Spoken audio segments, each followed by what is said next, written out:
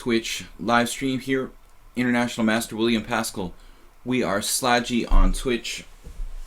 We're Sparkle Horse on lichess. I'm the man with many names. Again, William Paschall. I'm based in Budapest, Hungary. We're streaming here every weekday from 10 to 12:30 Central European Time. And we're playing against viewers and mostly different kind of time controls. Today is Wednesday, so we're playing our unusual openings stream. Any time control between 5-3 and 8-3, which is our kind of standard time control. You can challenge me to 5 plus 3, 5 plus 5, 6 plus 5, anything in between up until 8 plus 3. 8 plus 3 is the longest time control I'm going to play, and we should be able to get in 10 or 11 games at 8 plus 3 or faster in this session today for 2.5 hours. So what I'm trying to do today is play openings that are a little bit off my beaten repertoire, off the beaten track, I should say. My beaten repertoire sounds kind of negative. My repertoire is not that bad, but it's fun to play some different stuff. So we're trying to play openings we don't normally play. It could be the King's Gambit, the, let's say, Budapest Gambit. Gambits, fun openings, stuff I normally wouldn't experiment with. So you guys are welcome to go ahead and try different stuff yourselves. It's not forced. It's just optional if you want to. If you don't, then I will try to play something a little bit off the beaten track, basically. Welcome everyone to the chat room. We've got a chat going on already in the chat room. If you have any questions, just general chess questions, feel free to send it into the chat. And we've got 7 challenges already. Constant Change, Baku's, World Loser is 5-3. I want to ask everyone to challenge me to casual, because yesterday I lost a bunch of rating points in a rated game. I didn't realize it was rated, so it helps if I know in advance. But basically I'm kind of handicapped, you know, telling people my moves and ideas, and having to commentate takes a lot of time. I'm usually really behind on the clock because of commentary. So Constant Change, Baku's, World Loser, Amir, PQ, Plucro, and Dims. Dims is the final challenger at 6 plus 3. I do ask everybody have a kind of rated. I can't tell if people have established ratings or not. Is it just my hyperlinks are not working, or why can't I click on this and see this person's statistics? Oh well. Alright, we're going to get started right away with Constant Change, challenging me to 8 plus 3. Just remind me that it's an unusual opening stream. Gladys Troll is here. Gladys Troll likes Chess 960, but unfortunately on Wednesdays when I do the unusual opening stream, it doesn't make sense to do Chess 960. On other days I might play a couple of Chess 960 games. But today, since the focus is on openings, unusual openings in particular, Chess 960 doesn't really have openings per se. So we are going to just negate the Chess 960 option and get started against Constant Change. He's normally playing this old Indian type of setup, you know, but that's very hard to crack. I mean, there's nothing special I can really do against that. But maybe I should play F4, Bird's opening. I can't avoid, if he wants to play a structure like the old Indian, D6, E5, I mean, it's difficult to avoid that. He plays E5, the Fromm's Gambit. Okay. Well, there's 2 options. We can, I'm sure there's more than 2, but mainly there's 2. We can take it, or we can play the King's Gambit. I think I'm going to go for the King's Gambit. I was actually looking at some interesting line in the Fromm's, but it's unlikely that I would get that far. Probably Constant Change would. Oh, now I remember. We had a game in this already. Okay. Alright, so D5, it's a move that used to be considered like almost unsound. I think it was like an extremely crazy counter gambit in the Romantic times, but now in the cold light of computer reality, it looks like D5 is actually one of Black's best moves. If you take with the pawn on E5, you lose immediately to Queen H4 check. So White has to take here. And something strange happened with Constant Change. He played this miraculous game against me a little while back where he absolutely played like a genie. It's a little bit like an Albin. It looks like, if you know D4 games, ping pong games, it reminds me of the Albin counter gambit. It's basically the same kind of concept. So, right, so here against him last time, I guess I took on e4. Why is this surprising me now? I took on e4. I mean, queen e2 is apparently... I think queen e2 is the main move, but I'm not sure, I really understand it, honestly. I don't like putting my queen on e2. It's very unnatural. So I think I played this last time, and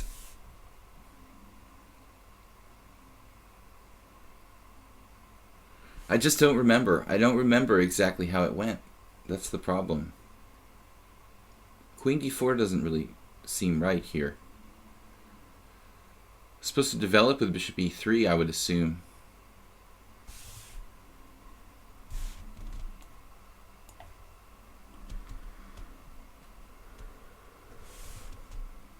This is different from our last game. I can't recall how it went.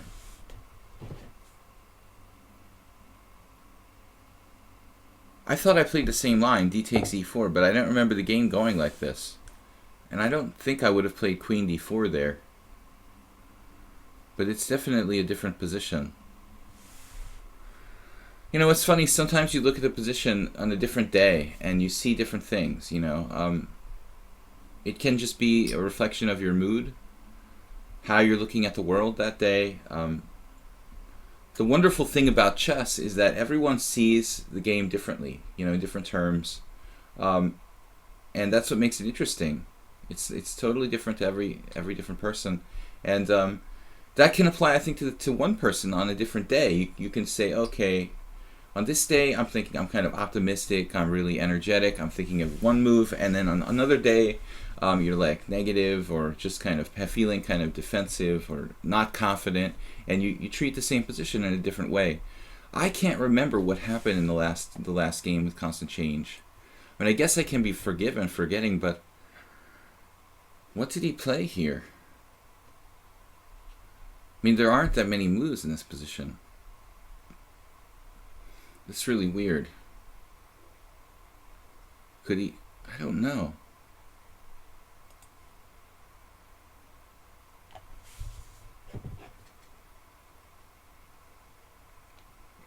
God, I think this is some kind of trap I've fallen into.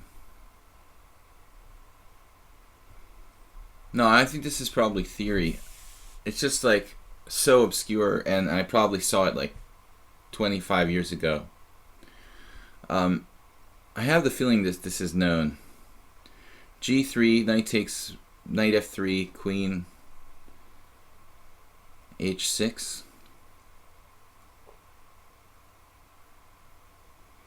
Pawn takes knight, queen takes h1.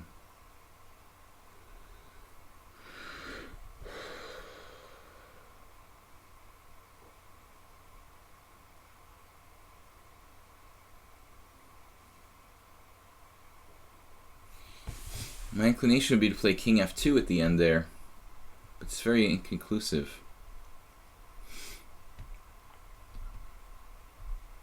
I mean, well, there's nothing really to think about. I mean, king e2 would just jeopardize my whole position. Actually, oh man.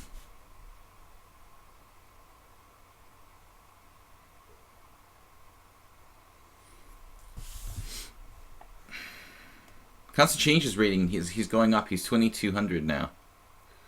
He's beaten me 2 out of the last 3 games. He moves instantly.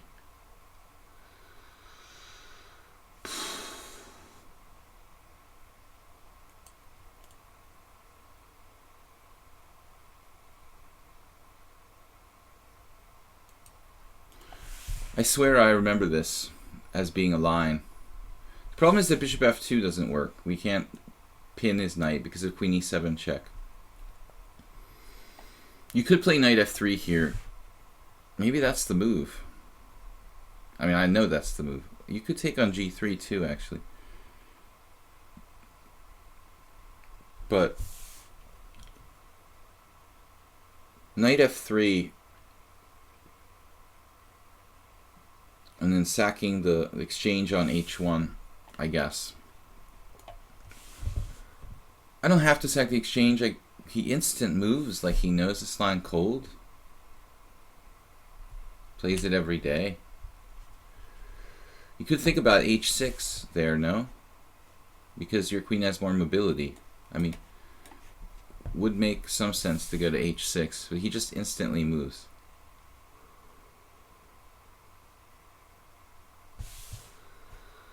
All right.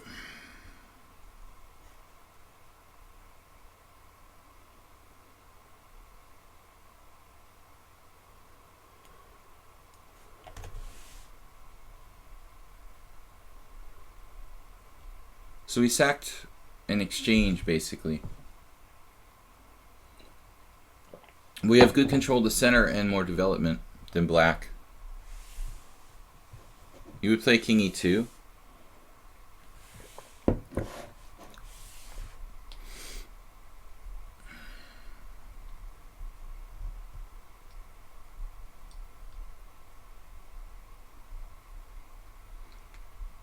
And Plucro pointed out that he could have retaken the piece. You know, that's an important line. I have no time to commentate because he just moves instantly. But he could have, instead of taking the exchange, like, gotten his piece back with equal material instead.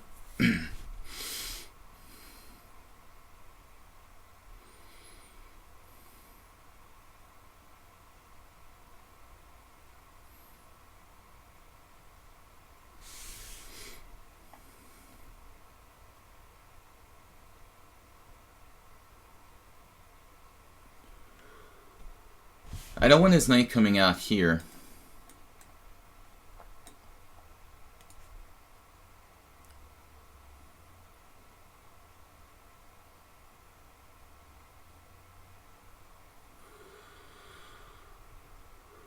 But I also have queen e2 in some positions.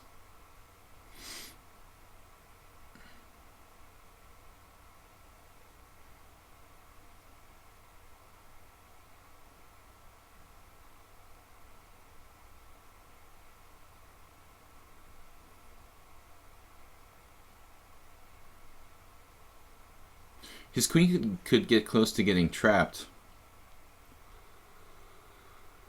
But he still has that exit square via h6.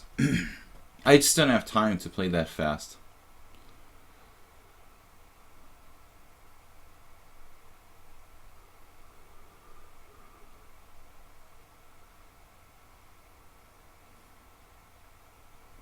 Looks like white has real compensation here, of one kind or another.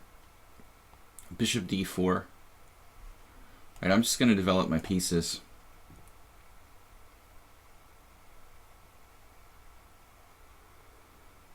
He just moves instantly.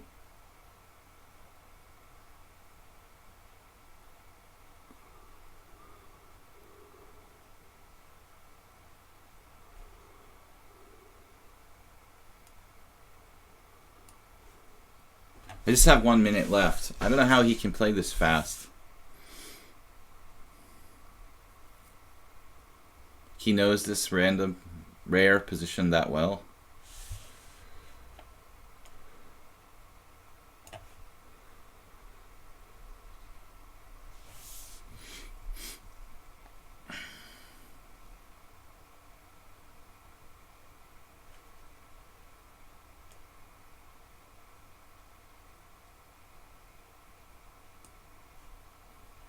This threat of knight f6 is too strong. The constant change is he's now 22-20. He's beaten me 2 out of the last 3 games.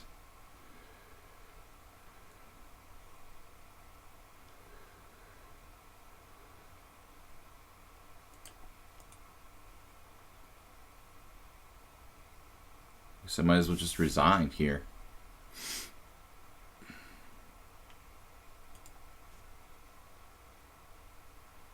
Well, I need to hold on to that pawn, I think.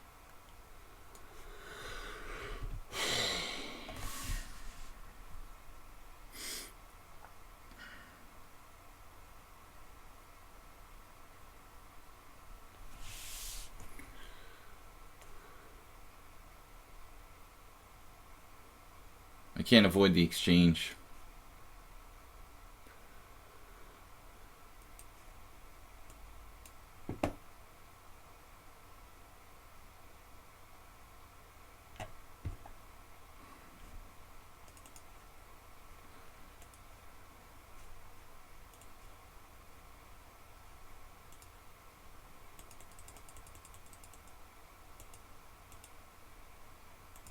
So this is a slight inaccuracy. He's not supposed to... Oh, this is main line. Okay, queen h6. Best move, best move. King f2 is a mistake. I'm supposed to play queen e2 here. Who knows that I'm supposed to play queen e2? If I don't have that memorized, there's no way I could know that. Is this best move too? Yeah, that's stockfish. Queen h5 probably is the same. Knight c3 is okay. This is also probably best move. Yep, every move. Bishop e7, the computer likes better than bishop d6.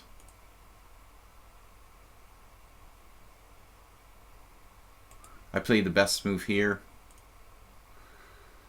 That's got to be best move castles. It says he has 2 inaccuracies. What did he do wrong? Plays like instantly the best move every time. Here it says I'm supposed to play bishop d3. I mean, that's a difficult move to play. I'm down the exchange and I'm going to be allowing a trade of queens right away.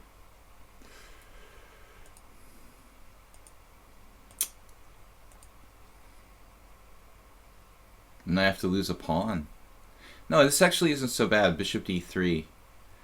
I have to just accept the... I have to accept this, but I didn't want to lose this pawn on d5. Yeah, I don't know.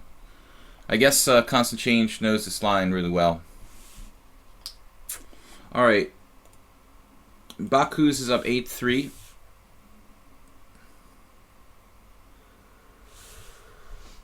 So, we're going to play against the London system, he said.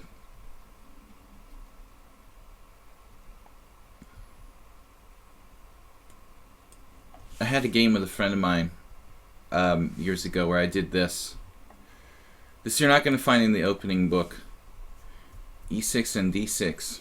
But black's position is very flexible. I don't mind playing d6 with the bishop on f4. Kind of like a delayed King's Indian type of idea.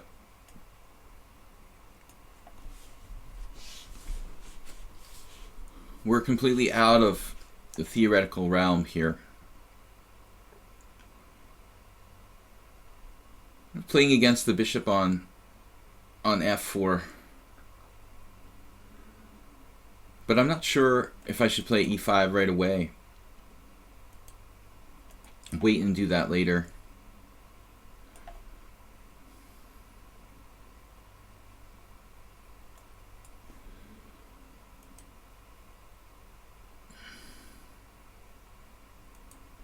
Unfortunately, my King's Gambit theory not good enough.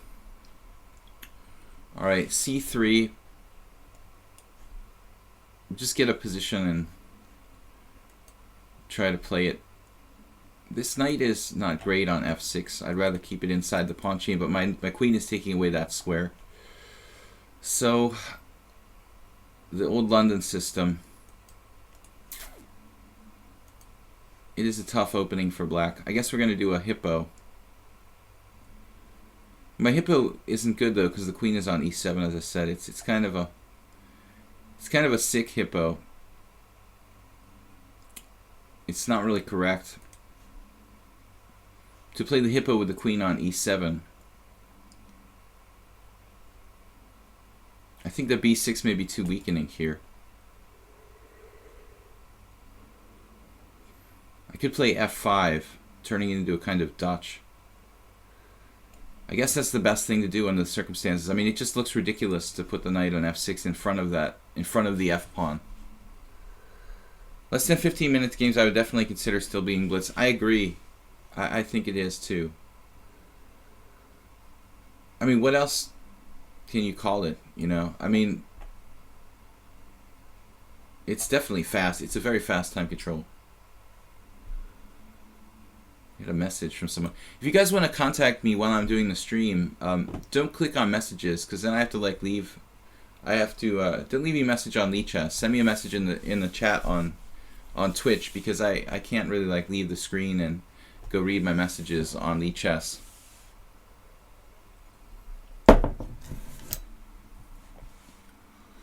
We learned an interesting thing there in the first game.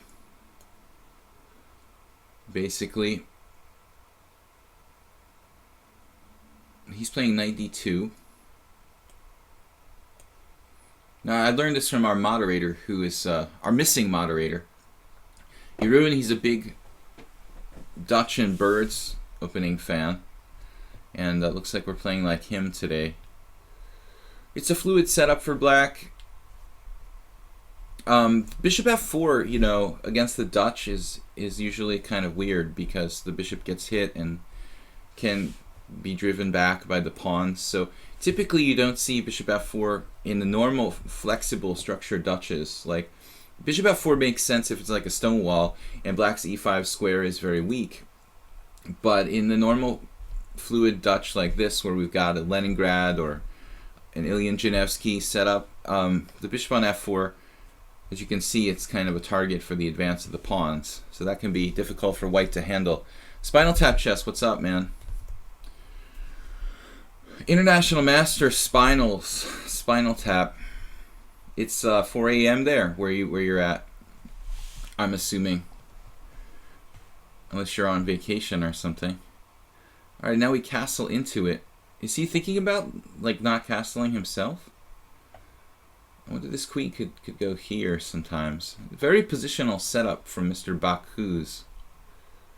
Very positional setup. Well, the London system is by nature kind of a positional opening. Maybe I should just castle and bite the bullet here. I think the queen is debatable. It could go to a3, like Caro-Kann structure you're playing. Typically, hard for me to attack the queen on a3. Baku's doesn't really seem very knowledgeable in the openings, but he has a good basic positional style. It seems like he can play very, very solidly with decent technique.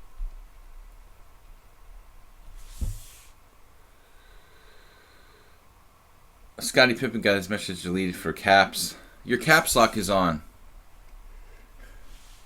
Alright, guys. I tried my King's Gambit against the wrong guy. Second time that constant change has just crushed me.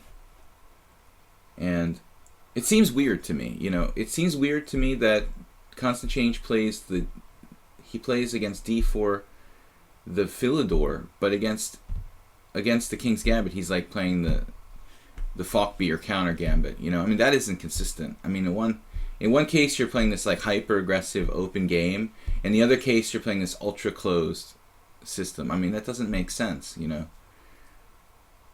Knight g5 here. It's a little early for knight g5.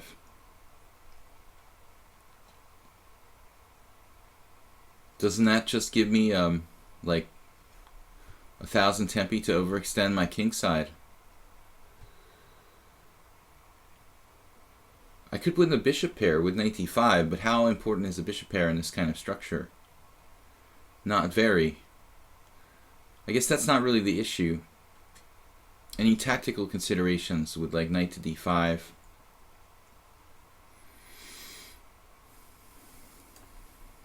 His knight is kind of loose on g5. You could do h6 and g5, obviously just gaining space.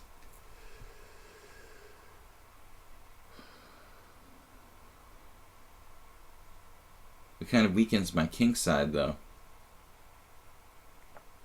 It's really strange.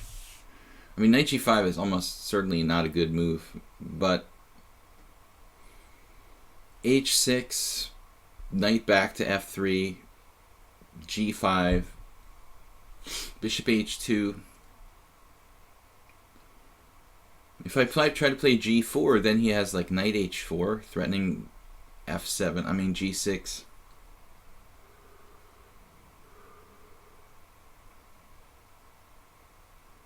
His knight is out there on the side of the board on h4 though. He wouldn't have to play knight h4, but I don't know, guys. This is really a strange position. That move is absolutely not correct.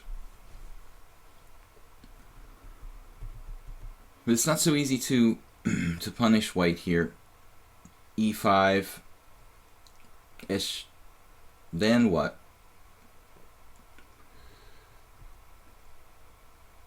Oh, I have some other ideas too. e5, maybe h6. I still don't have anything clear. I guess we should just do this. Advance on the king side. We have some tactics with pawn takes pawn. But I'm a very defensively minded player, so defensive minded player. I'm always thinking about like what I'm doing for the other player, how I'm improving his pieces, or improving the scope of his attacking threats and whatnot. Anyone know if man versus machine is actually Kasparov on lichess? I don't think so, dude. I mean, that guy lost to me, so he's unlikely to be Kasparov. Now he's given up his strong point on d4. I think we made a major gain there. Maybe that was a mistake. If he plays bishop h2, pawn takes pawn, c takes, knight takes d4, pawn takes d4, queen takes e2, knight f7 check, rook takes f7, queen takes f7, queen takes d2. Actually, I'm picking up that knight at the end of that variation. That probably makes it work for me. Yeah, this is not a long time control. Truly. But we're not really sure what I'm supposed to do here. Stuttering a lot. Kick his knight out. I have knight g4. That's kind of interesting. Knight g4, knight takes h7, knight takes h2, knight takes f8. Ouch. Man, there's no tactics here.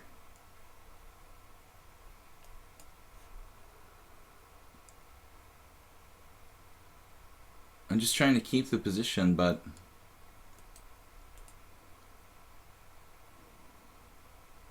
not certain what I can really do. Play e4. Then that livens up his bishop on h2. Man, this is not easy. I never would like these structures against the London where I'm like overextending my king side. Baku's is only 1899. Jesus. He doesn't have too many games. We're going to lose on time against him too.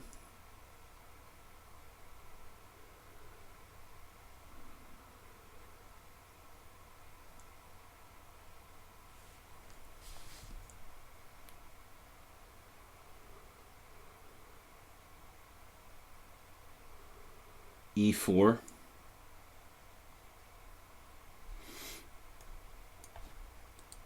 I guess this is resolute. Yeah, the other possibility was knight h4, but that looks kind of strange to go there. Absolutely logical setup for white.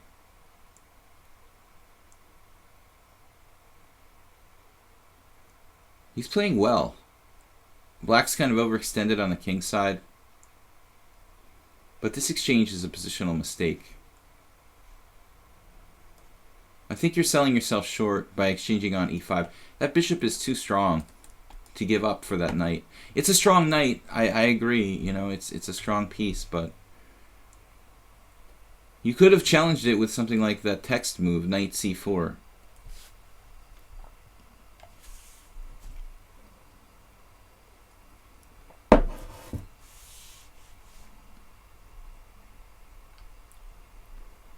It's Wednesday, so surely the Falkbeer isn't constant changes proper repertoire.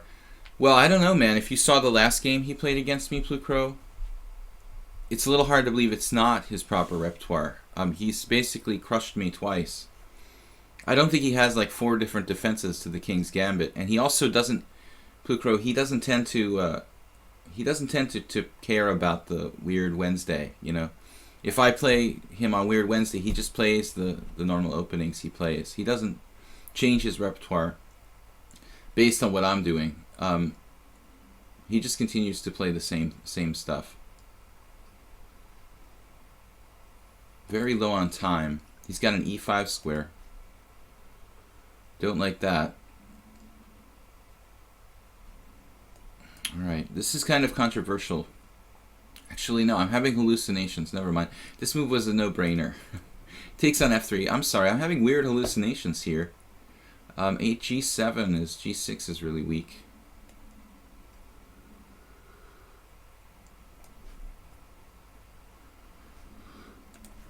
Big weakness in my position, but now Bakus has left himself with a very bad weakness on e3. That's probably enough to lose the game. He played well until this, but f4, I think he started to crack because I got in time pressure. They start playing too fast and getting nervous when I'm in time pressure, oftentimes. They being my opponents.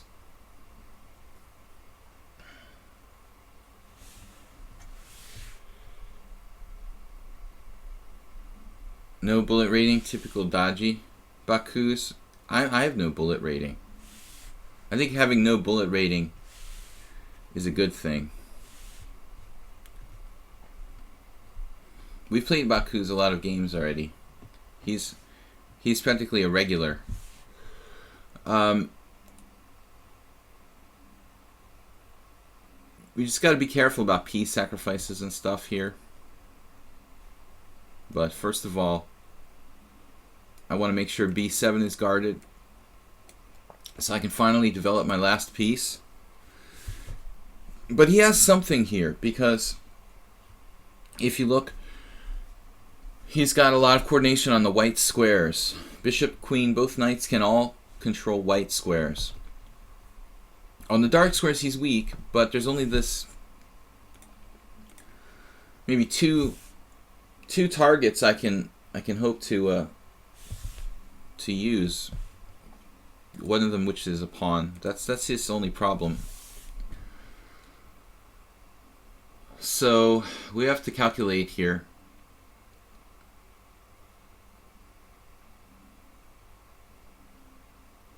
I mean, I'm banking on the fact that he can attack my g6 pawn again because his other knight will hang. This knight isn't well supported. It's not an outpost. It's not a real outpost supported by a pawn. If he has a pawn on d4 in this position, he's got a good game. Isn't that odd that he just had this hallucination? Like, I was like highlighting the h4 square, and he moved his knight there, you know? Alright guys, so one bad game by me, and now my opponent blundered a piece. Let's try to play a little bit better. World loser is 5-3.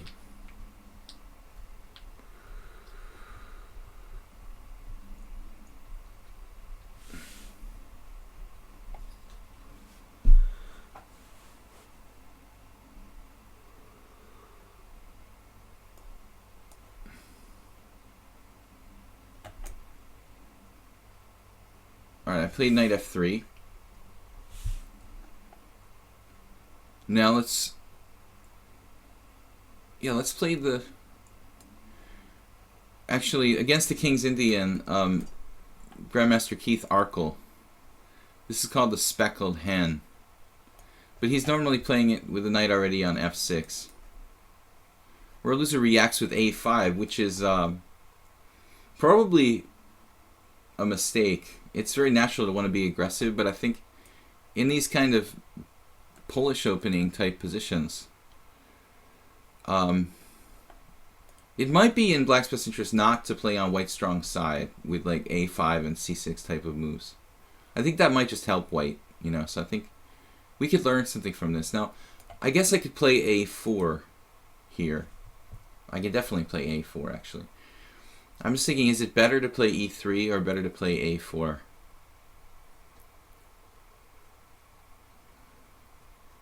I mean, e3 is more developmental. a4 is fine too, but I have doubts about a5. Now he totally changes plan with c5. And I'm thinking c3, in fact. But that's kind of passive.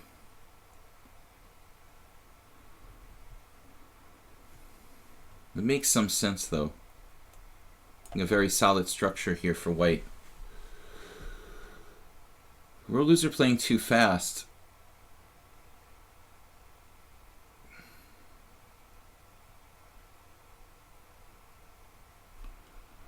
So this is a pawn sacrifice.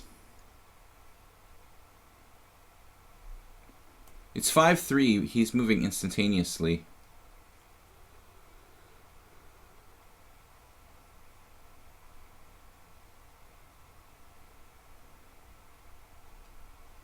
Swiping a pawn.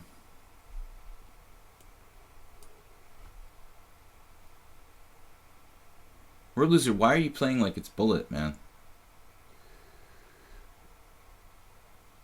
He's got a lot of bullet games. Dude is... What is going on here? Queen c7. Queen c7.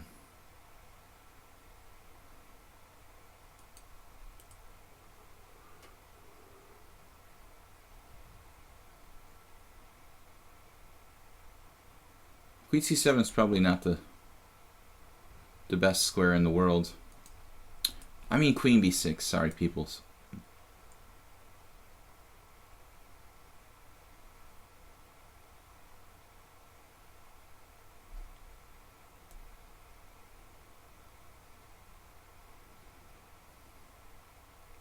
We try to steal another pawn.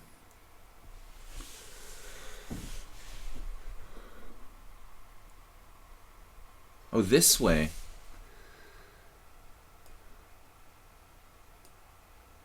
I don't know, world loser's on tilt today. I mean, I thought the point was to play rook takes c3. You're going to do rook takes c3, queen takes d8, king takes d8, knight takes, bishop takes, followed by bishop takes a1. I was actually looking at rook takes c3, queen takes d8, king takes d8, bishop b2, rook c1 check, bishop takes c1, bishop takes a1. That was my main line. This looks like it just loses for black.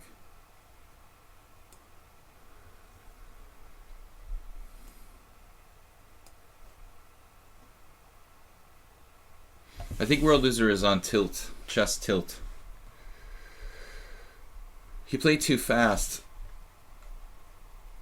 in the opening. With a5, I think that's a bad idea in general, in any kind of Polish opening.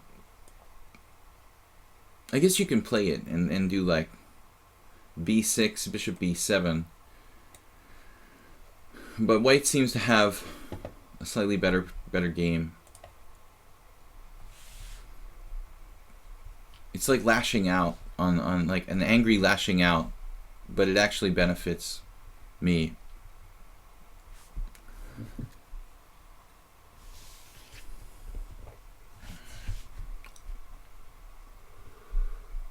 World loser is lost.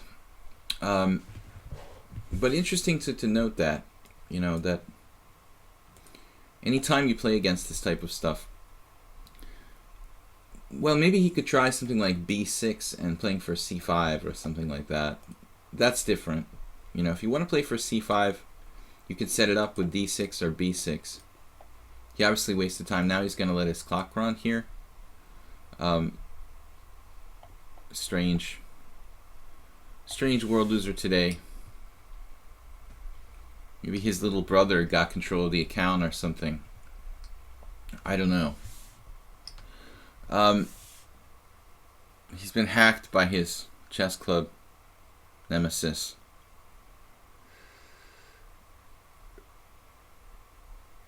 Yeah, maybe he can't even get an exchange. He just loses a whole rook on h8 and can't trap that bishop. It's unlikely he could ever trap the bishop, right? He made a mistake. It's alright, we all make mistakes. I like to resign quickly when I make a mistake so I can start another game and forget about it and begin the process of healing. You know, the healing process begins with resigning. And then you start the next game, and then you win a game and you feel better. That's what I would say. Maybe you go too crazy, absolutely, man, but you're playing too fast. Even for a 5-3 game. But it wasn't so bad. I mean, a5, c6, okay, now, believe me, I've been in this kind of position. It's not fun for black, this structurally. Cyprian Nanu did this against me in a Grunfeld King's Indian type. I had this kind of position and got tortured for like 80 moves or something once with black. It's not fun to play this structure, is what I'm saying. We go for the connected passed pawns, maybe? Ah, of course. What was I thinking?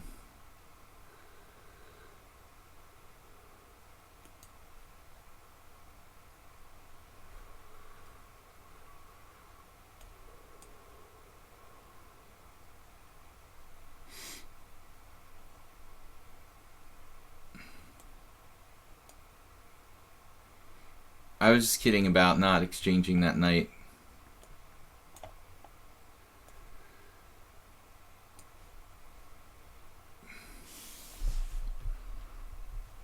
Where loser is horsing around.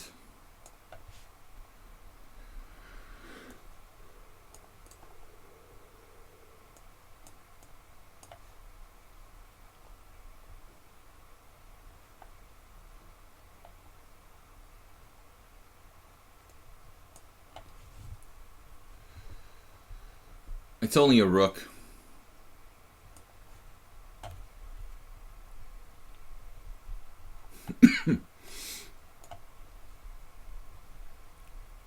But in this time control, I think it's safe to resign, dude.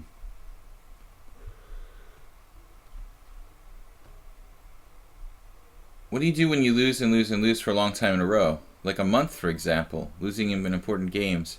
How do you recover and come back? Well, I mean, I think the classic advice in that situation is to take a break, you know? If you're really losing and losing and losing, like tournament after tournament, it's probably a sign you need to take some time off. My worst tournament ever was actually my second Grandmaster Norm tournament in 1998, I think. This is really tedious, dude. Where I basically... Oh, he's gonna catch me in a blunder now? Alright, let's throw this in there.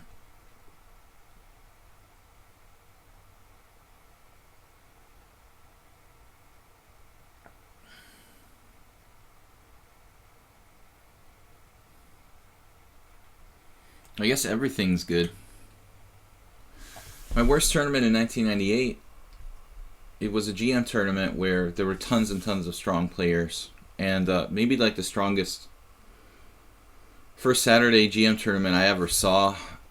There were just like almost everybody in the field would go on to become a Grandmaster. And those who weren't Grandmasters already. And at some point I lost...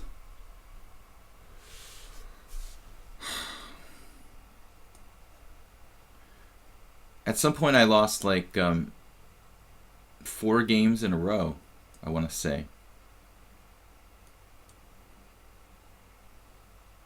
I don't understand why he doesn't resign here. This is kind of a waste of time. But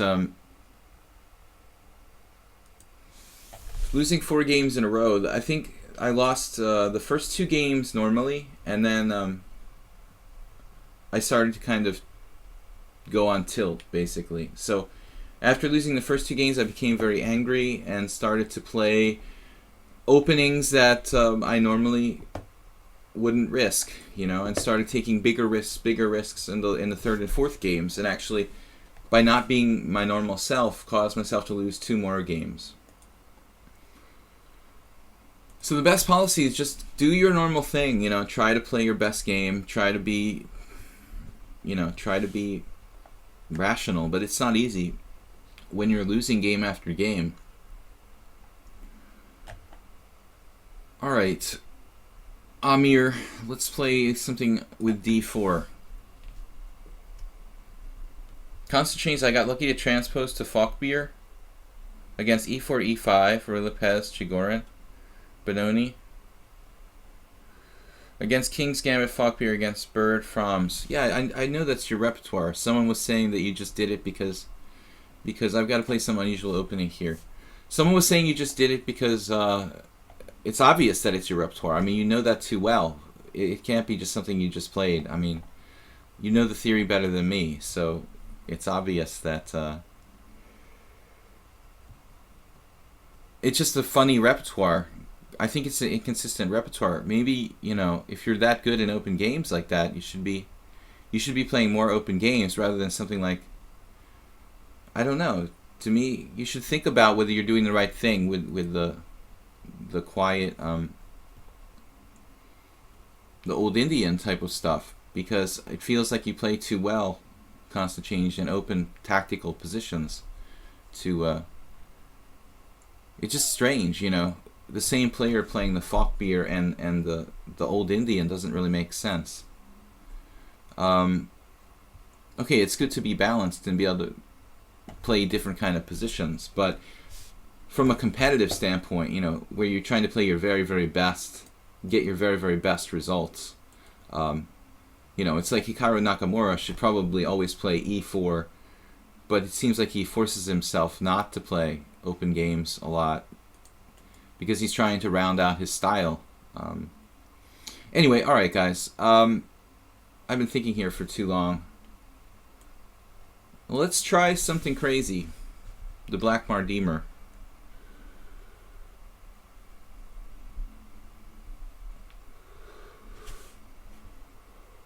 That's twice I've lost to constant change in the Falkbeer. The last time I actually had a good opening, but I had no time. And this time, I made a couple of inaccuracies. King f2, apparently, Queen e2. Game 1, I needed to play. So this is the Black Mardimer Gambit. I don't think I've actually played this on a Weird Wednesday, but it certainly fits in with the theme. So Amir plays knight c6. This reminds me of the Stoughton Gambit in the Dutch. This is like a typical idea there. I mean, obviously this has got to be a reasonable way for black to play, but I doubt that it's dangerous for white. I mean, I think objectively keeping the pawn is probably best. But he encourages me to overextend my center a little bit. Now, it looks like we've got a couple different routes we could go down. Yeah, this is actually similar to lines in the Nimzovich defense, similar to the theme in the main line of the Stoughton Gambit, like with the pawn on f5 in the Dutch. You play like knight c6 and if d5, knight e5, and sometimes knight f7. In the case of the Stoughton Gambit, there's the f pawn and f5, so you can play knight e5 and knight f7. Now Amir lost a piece, I think. f2 doesn't work, so you just sacrifice the piece.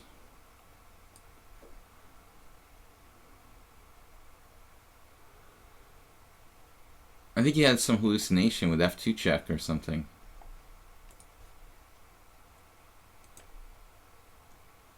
We obviously could take with the knight and rule out any kind of nonsense. So all the pieces are coming back. Yeah, Amir, strange decision to sacrifice a piece there. After d5, you have to play knight e5, and I was thinking maybe bishop f4, knight g6. Maybe I have bishop b5 check, but you could just interpose bishop d7. So I don't know which way I would have played it, guys. If knight e5, I can continue to play gambit style with bishop f4, or we can just recapture the pawn on e4, when I think that black has a reasonable game with like e6 or something. But instead he sacrificed a piece for basically negligible. Okay, he has 2 pawns, but these pawns are not worth 2 pawns. His queenside is totally compromised. How should I play here? I mean, he's going to have a good knight on d5, probably. I'd like to be able to play c4, keep it off of that square. And, well, obviously there's a lot of ways I can play this position. But we're up a piece. It's pretty straightforward, I guess. Maybe bishop e2. Sometimes I can go to f3, knight e5, bishop f3, maybe. I don't want to, like, you know, play without any plan here. I was thinking about b3, bishop b2. The position doesn't win itself, and this kind of position where you're up a piece or 2 pawns, if you make some inaccuracies, suddenly you can find yourself like getting lost, losing the way and making inaccuracies and letting black back into the game. So I think it's important when you have an easily winning position like this to take your time and treat it like any other position. Not to just dismiss it because I'm up a piece, I can do whatever I want. I mean, that's the way that people basically screw up winning positions. So no matter how stupid it is that you're up a piece and the guy's wasting the time or whatever, try to play the best moves. Try to bear down in every position. No matter how much you think like, oh, this is a totally won position, anybody could win this position. I think just keep trying to play the best moves. Like, my philosophy is that just pretend you're playing like Garry Kasparov every game. I mean, no matter what the situation, and you'll never underestimate your opponents. Easier said than done. This position is not that easy to win. I mean, I'm up a piece, but it's going to take a long time to actually convert this to a win. I would like to win the pawn on c6.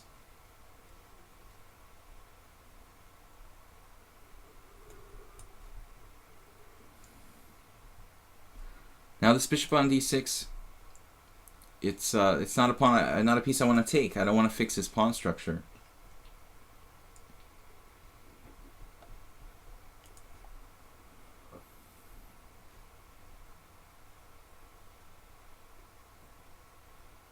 But knight a5 is another story.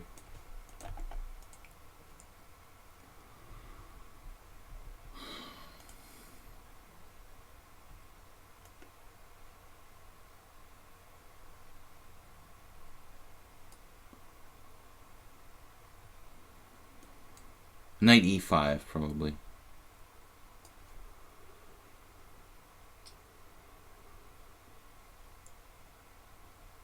Trading pieces is good for me.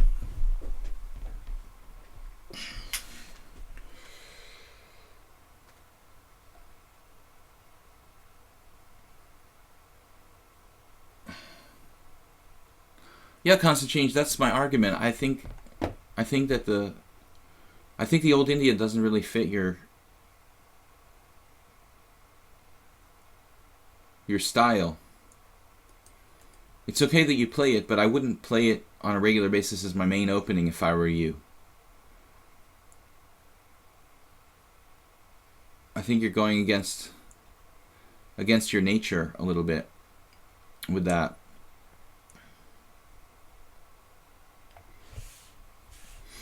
All right, let's blockade the isolated pawn.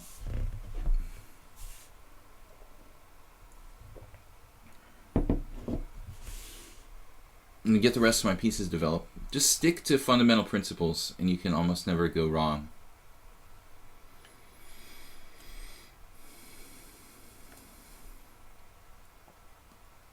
I wouldn't mind trading bishop for knight.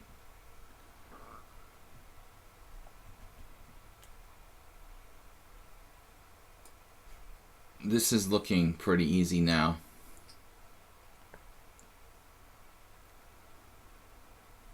So, guys, we've got streams every weekday, Monday to Friday. Tomorrow is normal classical chess and blitz like this, just no unusual openings. Amir, do not trade pieces when you're down a piece. This is not a good idea.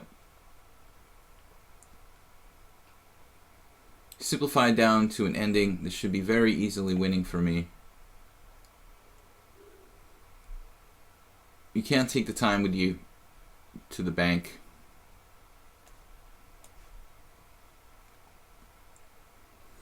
Here he should try to avoid exchanges, but he just keeps exchanging down.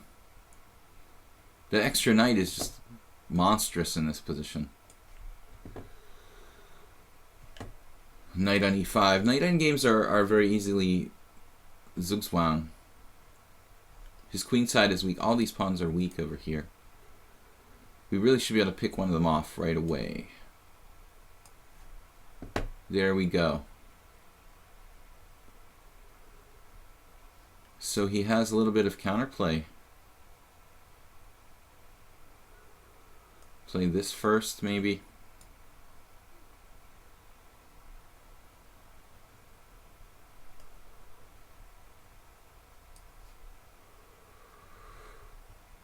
I don't blame him for not resigning. You know, I mean, if theoretically, if he could trade off all the pawns or most of the pawns, he could draw. Once I had a very funny situation in a team tournament where I was actually down. How was it? I was down a piece the whole game or something, and I didn't resign because it was a team competition. I mean, you know, you have to kind of really play it out, and I finally reached a situation where I had rook. I sacrificed the second piece to reach rook against rook and two knights. I sacrificed for the last pawn to reach rook against rook and two knights, and my opponent blundered and allowed a double attack to threaten stalemate and one of his knights in the same moment. So it was a draw. He had to lose one of his knights to avoid stalemate. And alright. This is really tedious. B5.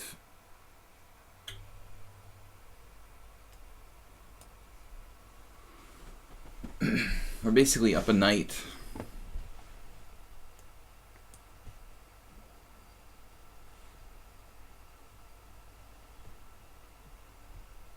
"39 seconds for me."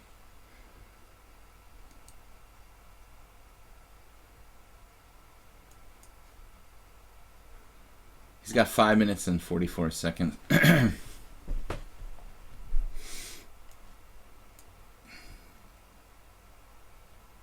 I waited too long to centralize the king, really. But now he's advanced his pawns and he's going to drop one. That's a very bad mistake. Amir should have kept the pawns together.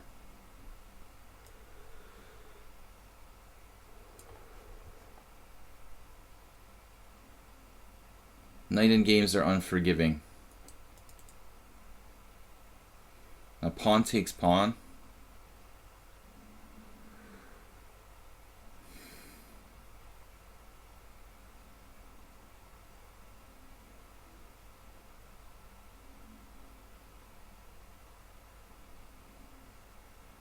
I guess there's a lot of ways to do this.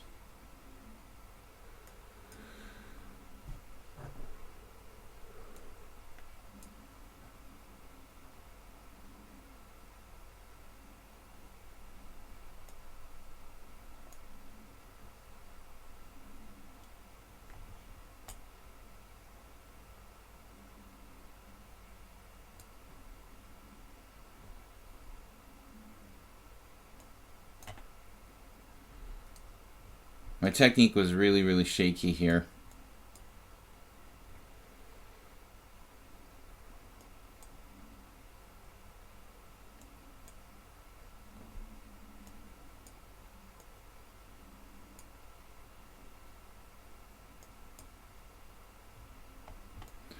You guys are playing too fast.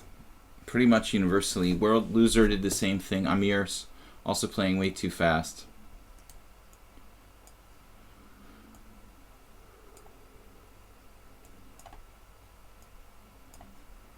Alright, take your time. Plucro, Dims. So Dims, I wanted to see if this player even has... Yeah, he's got a lot of bullet games. We played before? What am I doing? Alright, anyway, let's just... Never mind. Where am I here? Why do I keep going to this game? Plucro, Dims, Abaraba, Milich, A. Morales. We'll play at least those games. Plucro 5+3. I just want to remind everyone about my YouTube channel, Video Chess Training on YouTube. Every week I try to upload a new video. This week, we normally do a simul on Sundays. I've got to play unusual openings against Plucro. We normally do a simul on Sundays. I want to try this. Some kind of Benoni with a c5.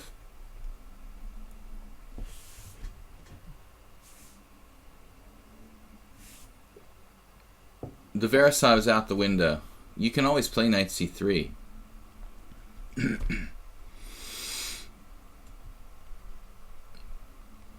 This we were talking about constant change and the Clarendon court. I'm not going to do that.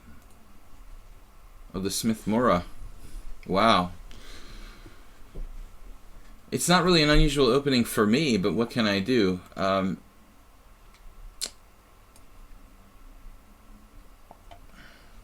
Mubot timed out Gladys Troll. Oh no. Sagan Gladys Troll. For 600 seconds. No, 10 seconds. What? 600 seconds. Gladys Troll got timed out for 10 minutes. Oh man, that's brutal.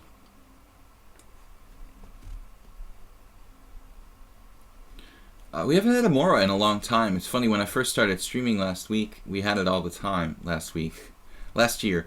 C3.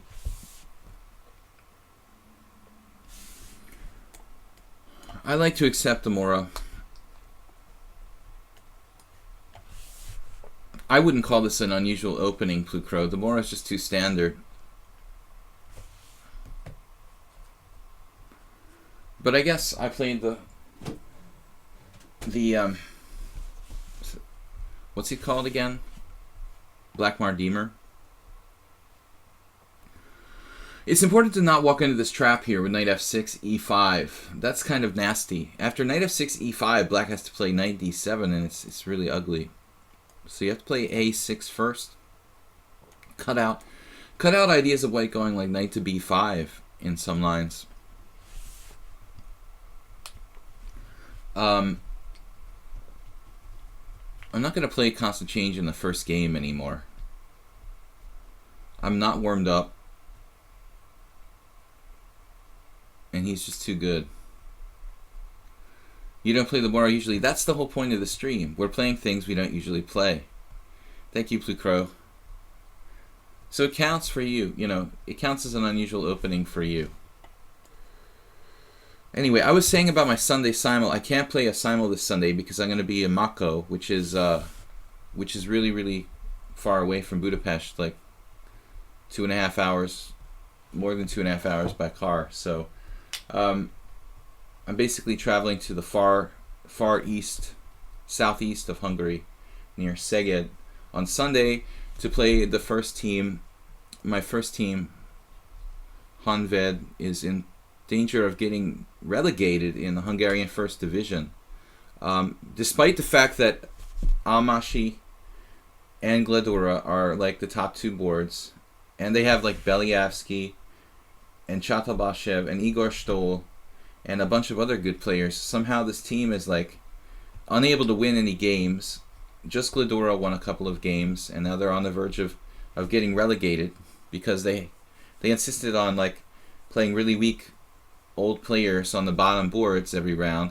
Now I have to go play in Mako to help them not lose on board 9. So I won't be able to do a simul this week. I'll be home too late. So just to let you guys know, I normally do a simul on Sundays, 6:30 p.m. here on lichess for 20-25 players every Sunday. But this week it is canceled due to traveling for a team championship. And then On Friday, we also have been playing just blitz. So Friday's looking like 5+3. Try to have kind of thematic streams during the week. Now, Plucro, the problem with this move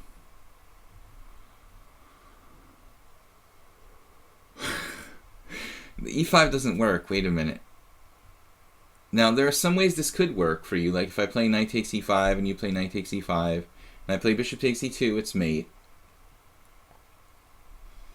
Or if I play bishop takes f3. No, what was I thinking? Oh, if I play knight d4? Actually, knight d4 is strange. Well, what's up with this? There's concretely a reason why this doesn't work. Bishop takes f3. I mean, bishop takes f3, queen takes f3, knight takes e5, queen takes b7. Knight takes c4, queen c6 check. Knight d7, queen takes c4. To me, that looks like I'm up a pawn. And he's got a little bit of compensation. Pawn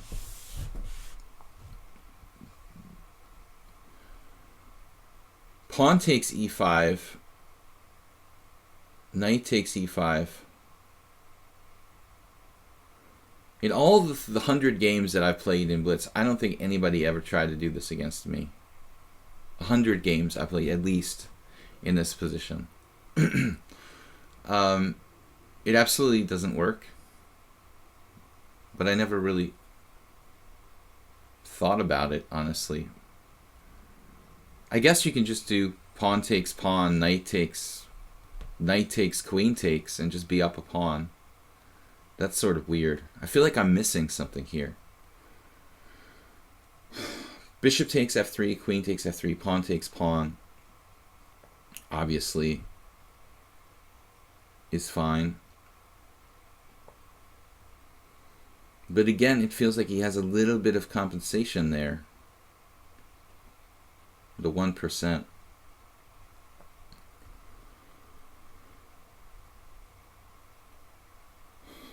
Knight d4. Maybe knight d4 actually works somehow. Knight d4, queen e3. Again, is awkward. You know, so all these moves have some kind of awkwardness about them. Bishop takes f3, pawn takes pawn. I mean, maybe that ended that position where I trade all the pieces, like bishop takes, queen takes, knight takes, check, takes, check, queen takes e4. I'm up a pawn there for nothing, basically.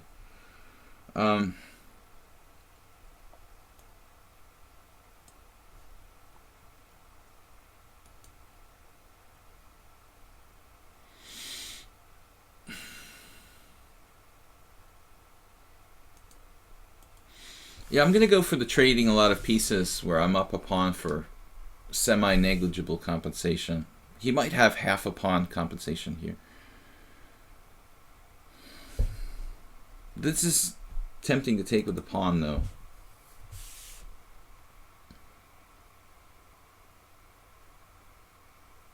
To me, that looks more clear for him. I mean, it looks better. That looks better to me. Maybe I have a trick here that I missed. Yeah. I don't think so. If I try to get fancy with, like, rook b8.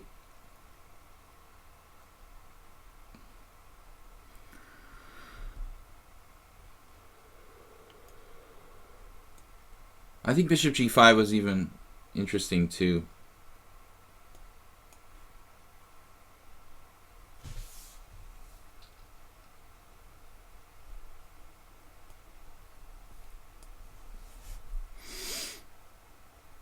This is a little similar to a line in the Rossalimo that I play with black.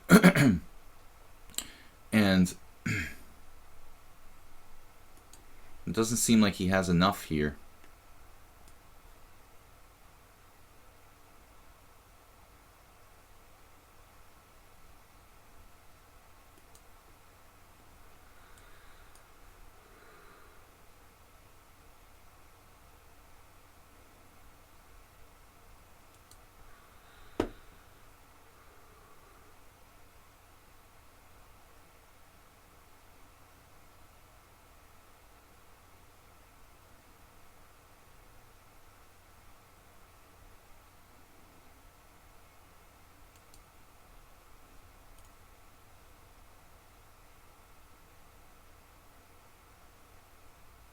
He says he never plays the Smith Mora. He doesn't play the Mora. He's done a pretty good job for somebody who doesn't play the Mora.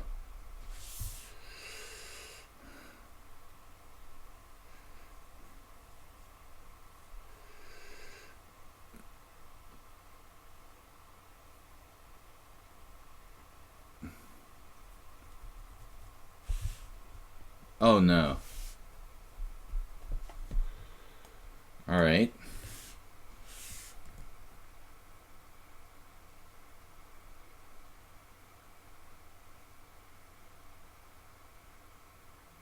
You gotta be kidding me.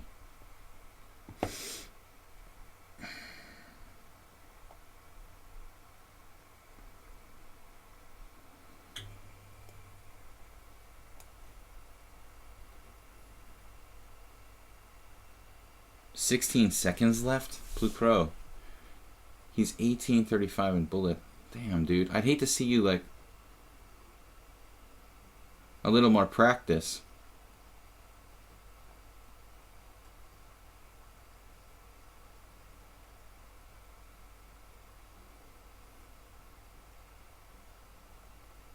What?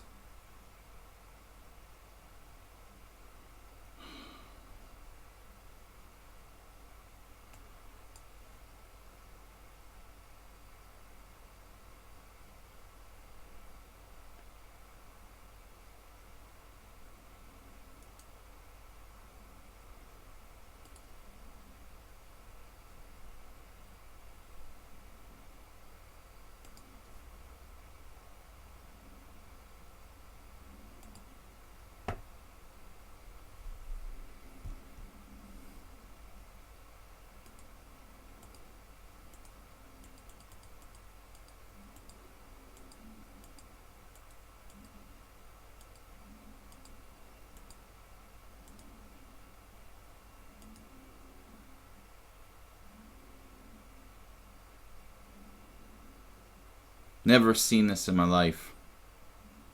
Blue Crow played 1 inaccuracy. This is best.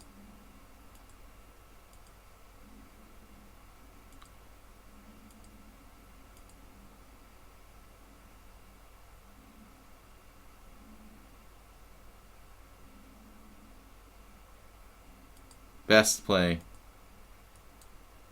He has compensation. He just, like, equalizes by force.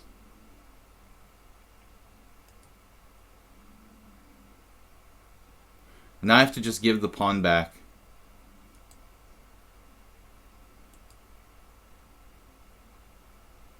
Blue Crow, that's kind of strong, dude. Of course it's legit. What am I supposed to do? And I'm almost losing by force. He could even take with a rook here.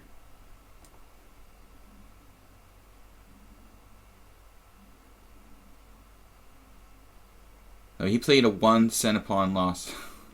1 inaccuracy. Queen takes d5 is actually not as good as rook takes d5, apparently. After rook takes d5, I have to be careful. But this apparently is equal. But of course I didn't see queen d4. Oh, it says rook a7, but that's a mistake. I have to play rook c8 and grovel for a draw here. Just giving the piece back. That's my best move.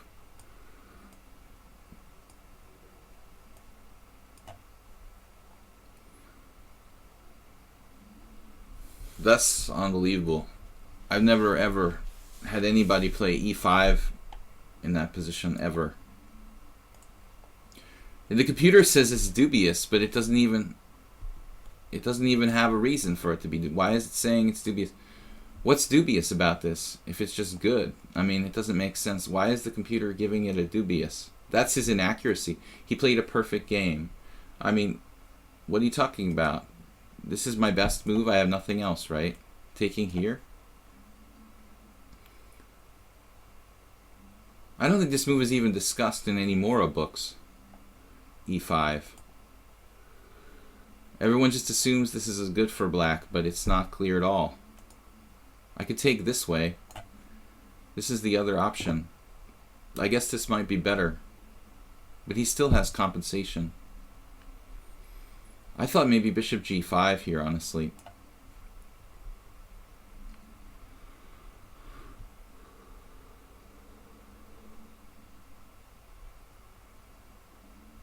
You've got all sorts of moves. Anyway, Plucro, that's a pretty impressive game to play in 5-3 for someone who's never played the Mora.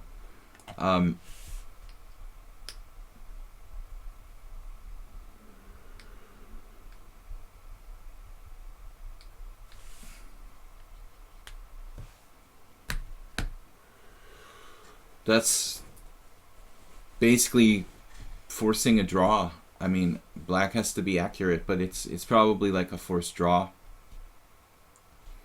which is actually standard for the Mora. I mean, I think in all the best lines, it's not a bad opening. But the problem with the Mora Gambit is that it's really like a lot of variations that are forced equal. You know, there's not really a way that a strong player is going to win against another strong player.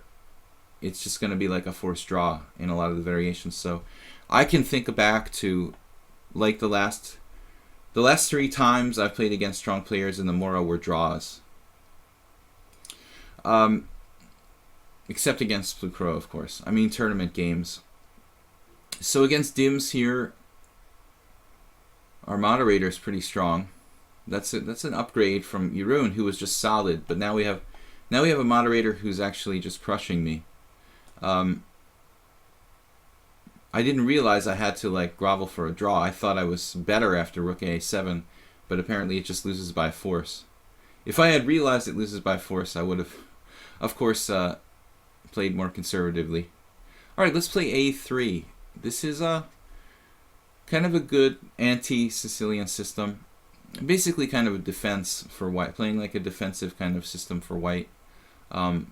I would think that with mostly bishop c4. Now knight c6 is a flexible move.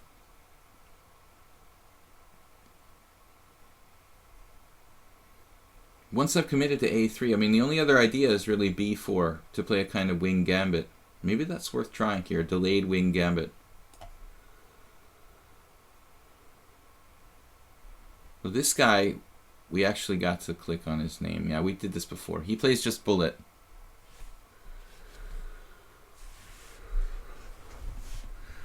I don't know. I think that Plucro's inaccuracy is very debatable. You know, the quick analysis by the engine claims that he made an inaccuracy, but you know what the computer does here? I mean, if I play e4, g6, oftentimes I'll get a game where it says 1 inaccuracy, no mistakes, no blunders, and I'll look back and I'll see, oh, well, it'll say like g6 dubious, like it would be better to play like e5 on move 1. You know, that's not right. They need to kind of work out the bugs with the move 1 inaccuracies, but in all variations, white's equalizing in that Plucro e5 variation.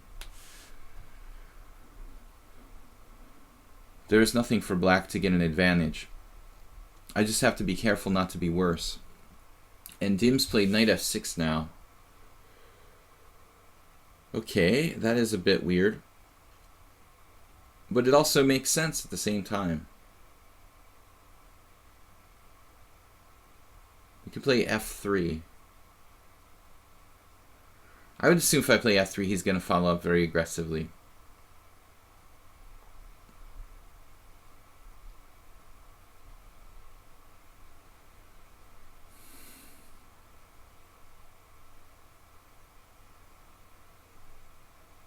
Maybe b5 is best here. Really sure what's going on.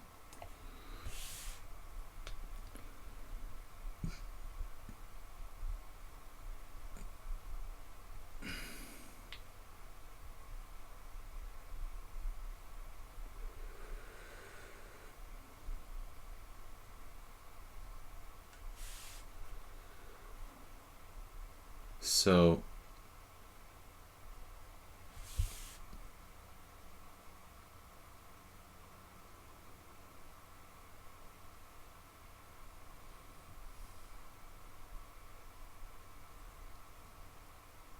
Those knights look very strange.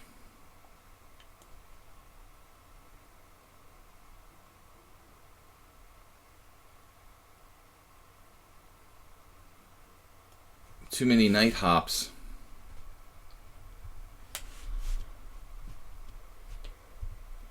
Once I lost to Vladimir Kopian in like 20 moves because of my knights got all messed up. This looks pretty dubious.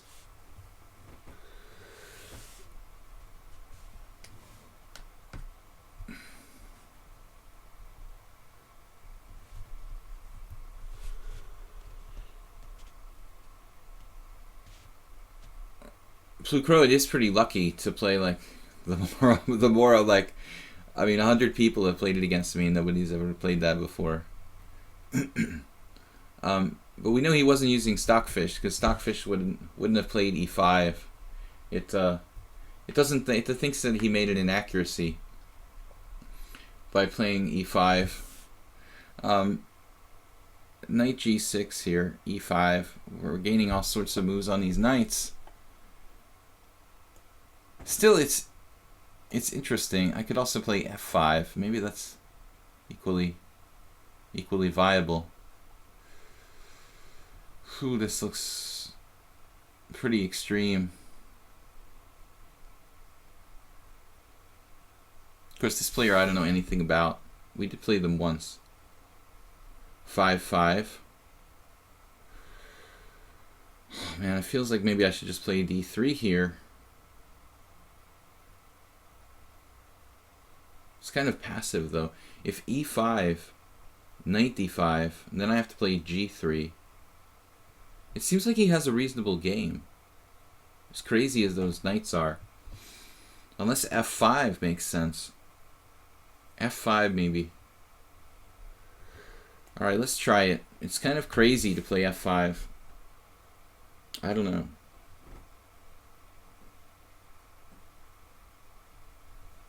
Maybe we'll just get crushed by everyone today. Plucro, Constant Change. You guys are playing better and better. I don't think I can really be blamed for the last game. I mean, for that matter, I don't feel that bad about the 2 games I lost. The first one is a matter of theory and the Falk beer. But that's why we do the stream, you know, to have some fun and play stuff that I don't normally play. Unfortunately, Constant Change does play it a lot. The other thing is this game with Plucro that I learned something interesting. I thought this was a totally innocuous move, but I have to be accurate there. It's amazing, in all the games that I played against the Mora in that line, nobody ever tried to do that before. That's kind of hard to believe.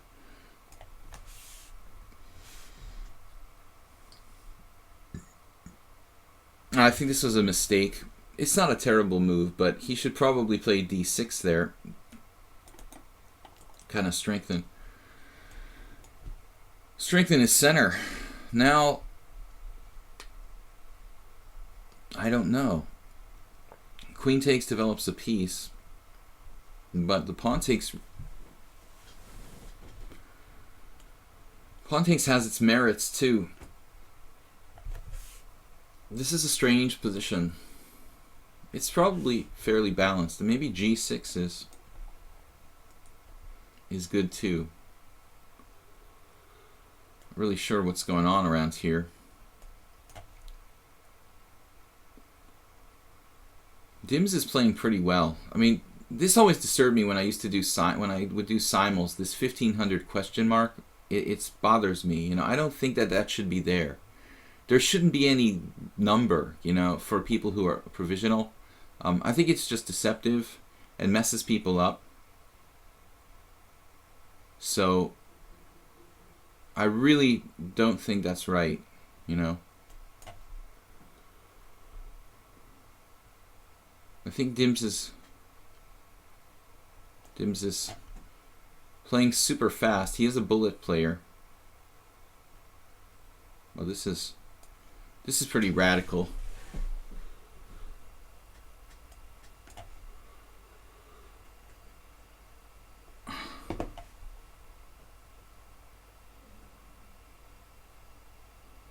two bishops aiming at the king's side. Oh no.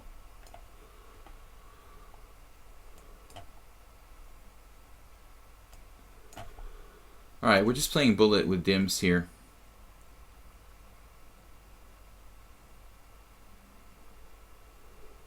But he's underdeveloped.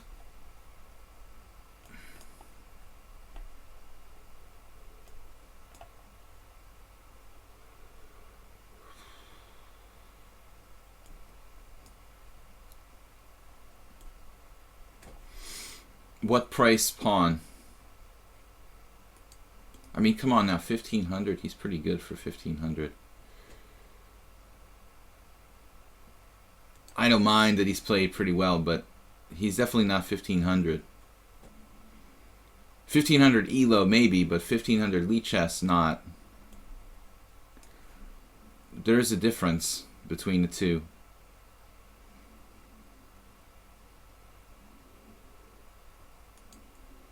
He's a very strong FIDE 1500, but on lichess he would be better than that. Especially with the speed he has. I mean, imagine if he took his time, how strong he would play.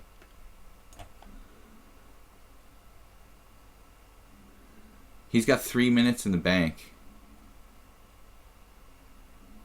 Now there he played a quick move. That's a mistake. Bishop e6. I think. So imagine how well he would play if he took his time. If he actually used his time, he'd be like outright scary.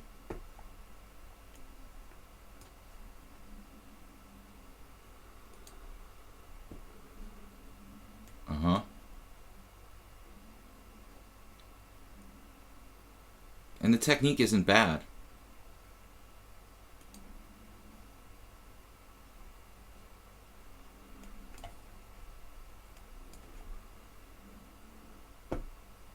This is no 1500. Very, very good endgame technique with centralization of the king. Overall play, a little too fast. I would give him an approximate rating of around 18 based on this game, but playing well just too quickly, you know. Taking his time, probably like 1900.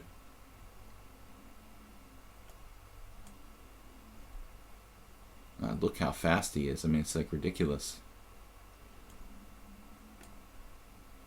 And good technique, too. I have nothing. 1500. I mean, this is a joke. I don't know why people insist on trolling me here.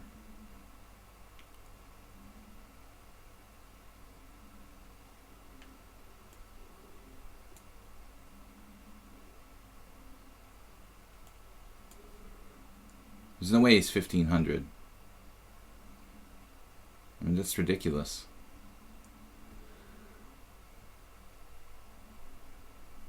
I shouldn't have accepted the challenge, really. Well, I have to, I guess. He's got 800 games.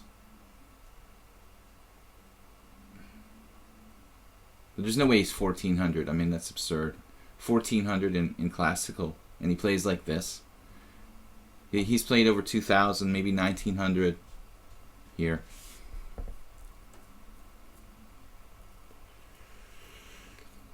Spinal Tap, you're not playing. Yeah, okay, dude. Sure, Dims. Nice 1,400. But please don't troll me anymore, you know, by letting your friends play or... I mean, you're obviously not a 1,400, dude, so I wouldn't play that account anymore. I mean, it's just too good to be that rating. Abaraba 1903. I don't appreciate anybody who's like letting their friends play or trolling me, you know, by using a computer, obviously. I don't think Dims was using a computer, but he's no 1,400. That's just obvious. So whatever, dude. People are getting better and better. Abaraba.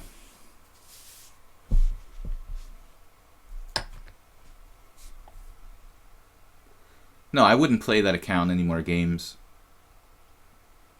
Just obviously there's some kind of fraud going on, you know, and he didn't do anything to me directly, but that's not legit, you know. That was actually a very, very good game he played. Out of a strange opening, he had 3 minutes more than me, almost flagging me, and played basically very well.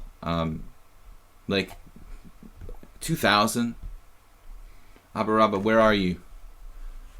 But if he's playing that well, I mean, he shouldn't be 1400 on lichess, which is not cool, you know, because that's not cool for the people he's playing in tournaments on lichess or whatever. He's just not 1400.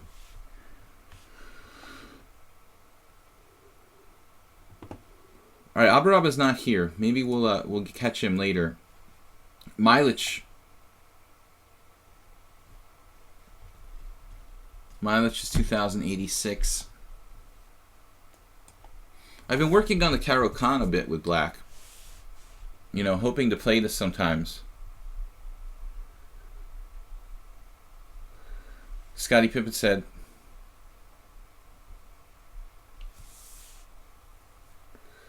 yeah, dude, the guy's obviously either having a friend play or getting some kind of help. Whoever played that game didn't play the 800 games of...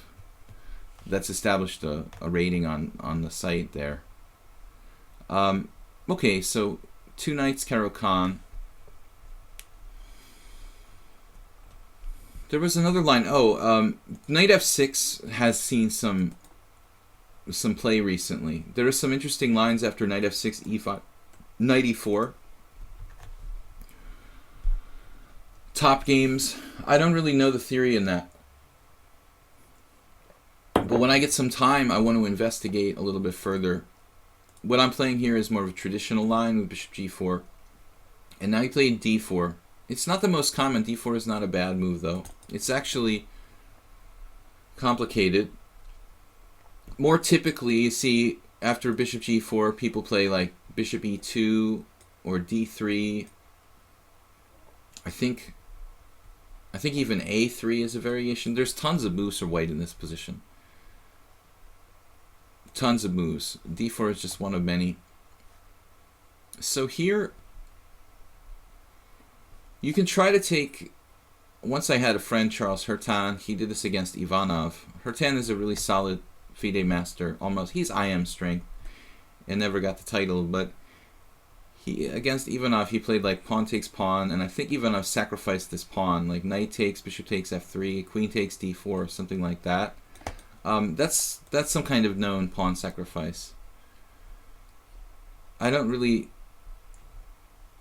think I'm obliged to take it, though. I mean, it's probably more in keeping with the strategic principles of this position to just not try to take that pawn.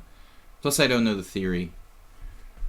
Mileage took on d5. This is the same as playing the Panov, but his knight is badly placed on c3.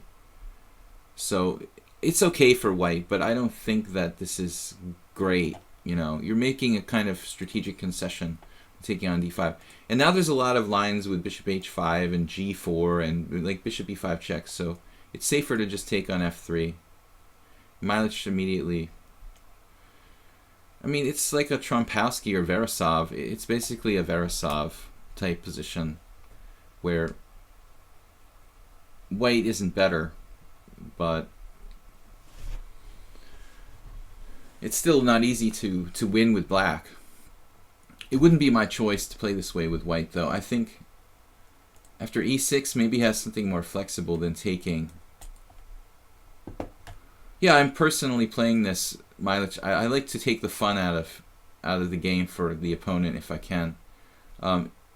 Yeah, it's like a Queen's Gambit Rogozin or a Chigorin Veresov type position with the knight on c3. It's okay for white. You're not worse probably, but it's also not a lot of fun. Strategically, the knight is badly placed. You have a weakness on d4. The bishop pair isn't that great in this type of position. You know, a lot of people say, "Oh, I've got the bishop pair. I'm good." You know, it's not really a great bishop pair. This bishop on c1 is going to be blocked by the pawns on d4 and b2. So it's not a great piece actually. And actually, bishop b5. it seems like a strategic mistake, you know, to maybe give up his quote-unquote good bishop, but in this structure, many players will do this, you know, and actually trade both bishops off if they can, Chigorin style. So I think bishop e5, it's in keeping with the general strategy of this variation. Now, for my part, I'm not sure. I'd rather put my bishop on d6, play like knight e7 or something, but if I play bishop d6, I was thinking about queen g4. That's kind of a strange move. But it might be kind of annoying too, inducing me to weaken my position. Although there I have an alternate way of playing. Also bishop d6, bishop f4. Okay, I don't want to be too ambitious because I think that objectively white is not worse. It's probably equal. So before you can win, you have to equalize. I think we've equalized, but winning is difficult.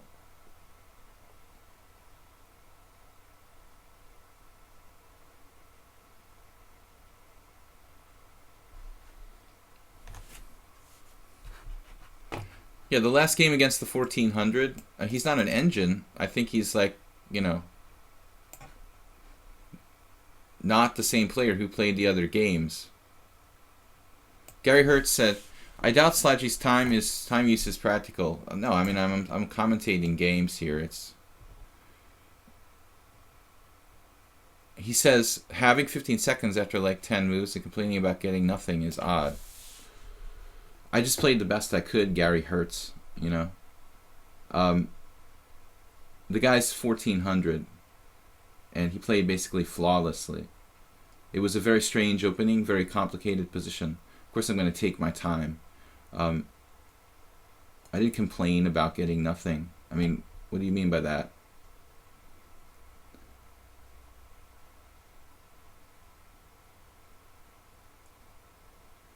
I'm complaining that I should be able to get an advantage against the 1400. I'm complaining this guy is not a 1400. You know, that's obvious. I mean, it should be obvious to anybody. It's not even a question. That's what I'm complaining about. I'm not complaining that I couldn't get an advantage in the position. I'm complaining that the guy's not 1400. You know, I mean, that's not cool. When people are trolling me with a different player, or you know, something's not right there. You know, that's the problem. Milich just blundered knight f5. So we're winning material pretty brutally here. This key pawn. Maybe he's not used to playing this type of structure, so he wasn't really alert to knight f5. I just try to use all my time before I get a bad position. I mean, what can I do, you know? You guys all play too fast. You all like start thinking once you get a bad position, but that's not a good way to approach it. You know, I have lots of experience, and my results can vouch for themselves. It's better to take your time, and 15 seconds is plenty when you have a 3-second increment. It's not like I let myself run down to 15 seconds with no increment. I can play the whole game with just an increment. Why shouldn't I take my time? It would be stupid not to take my time and get a bad position by not taking my time. You know, that would really be stupid. And that's what most people do. Plus, there's the added benefit that a lot of people just like go completely berserk when you they go berserk when you get in time pressure and just jettison their whole act. It looks like Milich is actually losing a piece here to h5.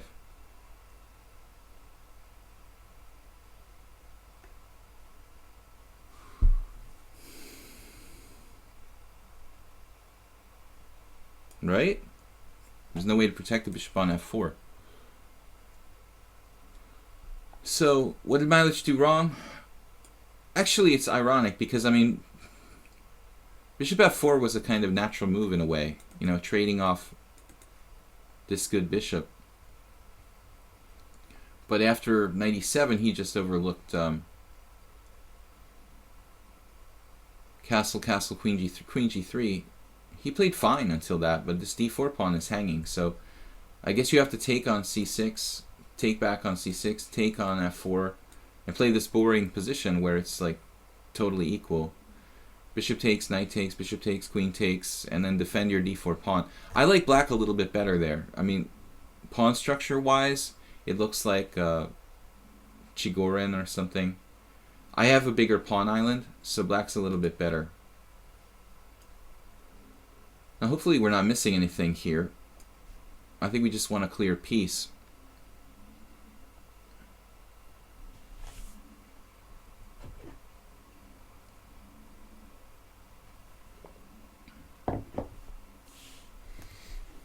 Soroche is here. I didn't see him.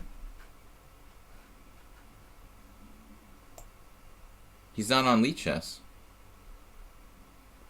Why are you guys? Oh, you guys are just joking about something. Who said hi, Soroche? Spinal Tap doesn't have an explanation for it. The guy's too good for 1400. Is it a friend of yours? Was I playing Spinal Tap or something? He must be responsible for it.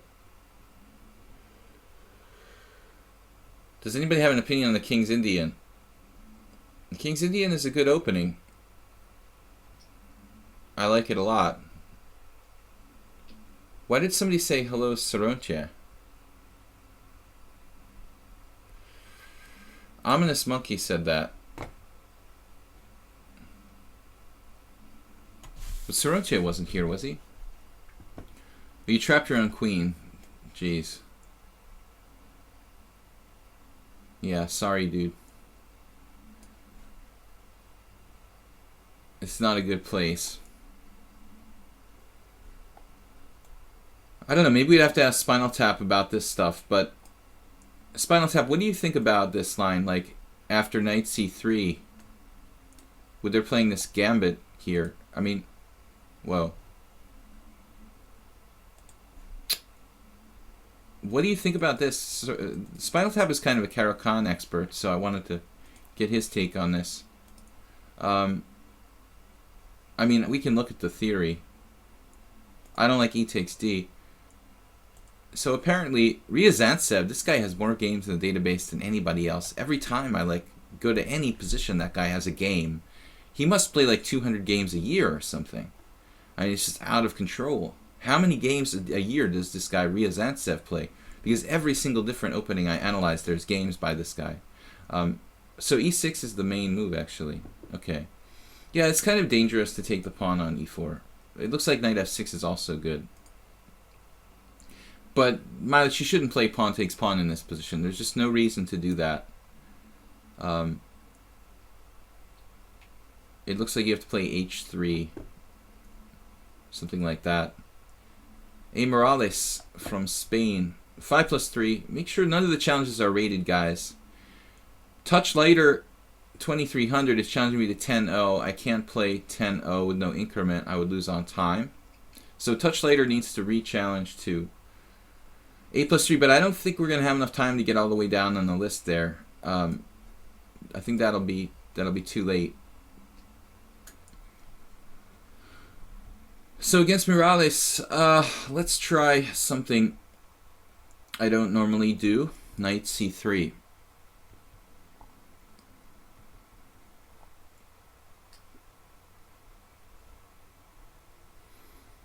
Yeah, Milich, you sound kind of down.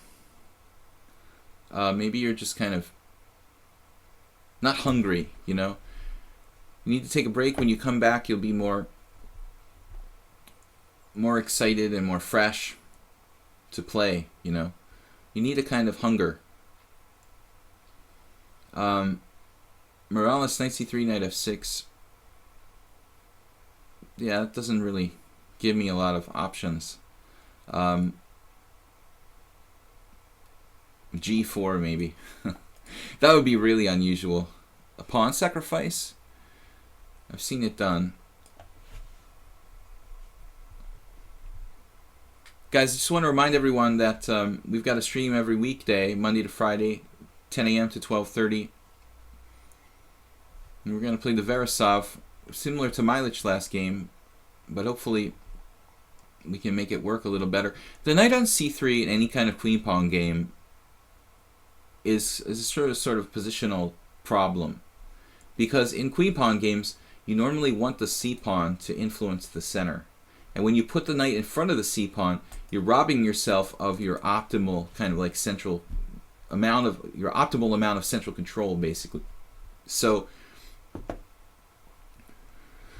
we have to find some kind of justification or way to make this work. Yeah, you can take on f6 here and double the pawns. Let's try to play this way. I don't play the Trompowsky really, and that's why I played this now. It's my weird Wednesday, unusual opening stream when I'm playing openings that I don't typically play. But the only experience I have of these kind of positions really is playing the white side of the anti-Dutch. Against d4, f5, I used to play knight c3, and often bishop g5 and take on f6. So it's a little bit like that. Very closed, strategic kind of game, where the bishop pair isn't that valuable for black, probably, like in an open game. Now here, again, like Milich, maybe bishop b5 would be a good move. Being willing to give up the bishop pair. I just see this bishop on f5, and it's kind of a strong piece, you know, so I'm not that encouraged to part with that guy. Queen f3 here is interesting. Take. You could play that. Interesting move. Although, if I play queen f3 and he plays like bishop e6, oh, it's probably okay. This is totally in the style of the anti-Dutch line that I was talking about. The basic theme I'm borrowing from the anti-Dutch with 2 knight to c3. But against the Dutch, it's more justified. Black has weakened his position. So Morales plays knight b4. This is the main line I looked at, but it seems like kind of a strange move. I mean, knight b4, off center. Now I could castle queenside. I'm not sure that it's the safest route for black, white, whatever color I am. Or I can retreat the queen quietly. But if I retreat the queen, it seems kind of passive. Rook d1 allows knight c2 check. That's a kind of weird idea. Could invite the knight in for a drink, you know, and then he could lose a lot of time, actually. Maybe I'm being too fancy. Rook d1, knight c2 check, king f1. But let's try, you know, you only live... Oh, God. Lichess. No.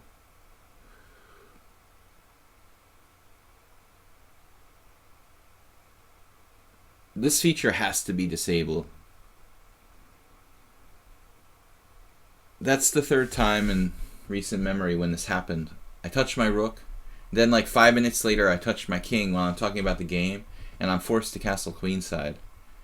That's a really, really strange feature. I think that's just not necessary. It's like it was touch move in a tournament game or something. Are you kidding me? Like I have to castle because I touched my rook, then touched my king?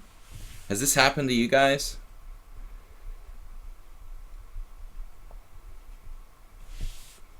I guess that's Lichess's way of making me play the best move. It's just ridiculous. Alright. I was going to play rook d1, but the computer made me... It forced me to play castles queenside. Anti-Chris said, I do this often. Yeah, it's really annoying. Alright, we're stepping aside here. Morales is pretty good. So are we. He's played well.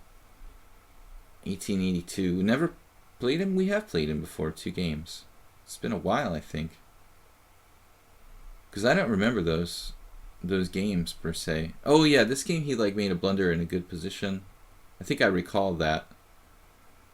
He had an okay game and then made a really bad move. And then, what's the other game? Oh, he made a blunder. Okay, so he seems like a pretty good player who has a tendency to make one-move blunders. So both games were the same case, where he had a reasonable position. I remember both those games, and he made a one-move mistake. But Queen A5, I think that's just bad. Knight B3. Yeah, knight gets trapped on D3 a lot, doesn't it, here? So A3, I'm sorry, Knight B3. He actually did this to himself. His queen was pretty good on A6, I would think. Where to go, though? There's some technical problems about defending D5 and playing C6 and whatnot. Okay, so he has a solution. Still, that knight has never really felt comfortable, has it? A3. The problem is A3.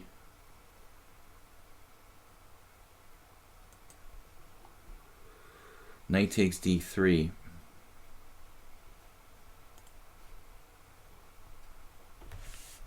I could just play rook to D2 if nothing else.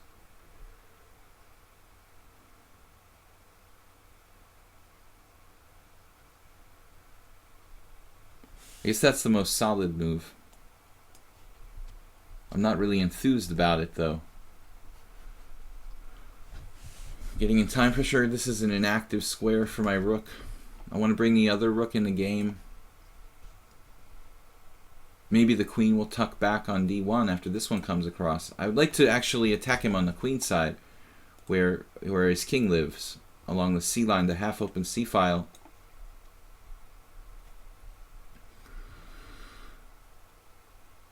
Right, and now he has to go back to A6 in some lines.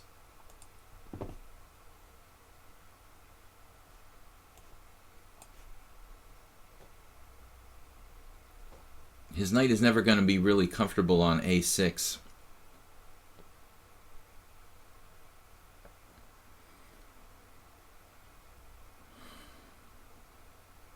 Sidestepped all tactics. It's just a waiting move.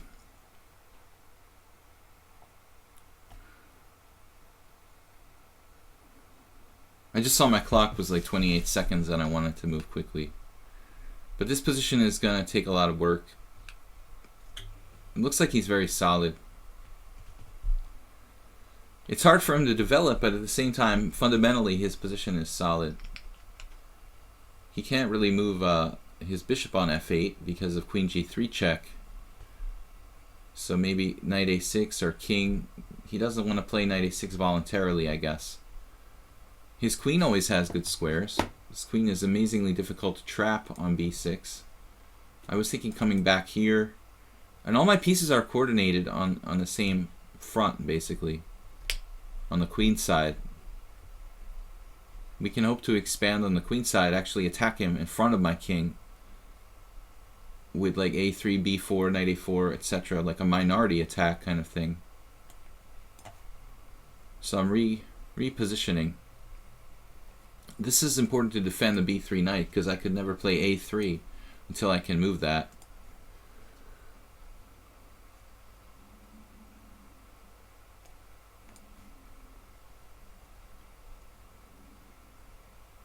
Interesting game.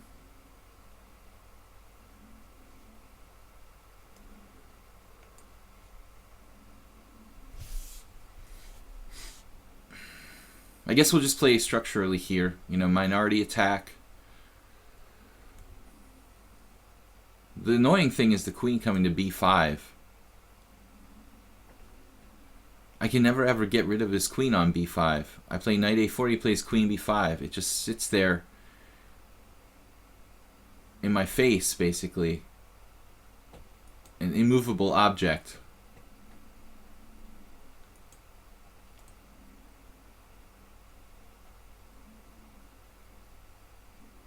Hoping for a better ending for white.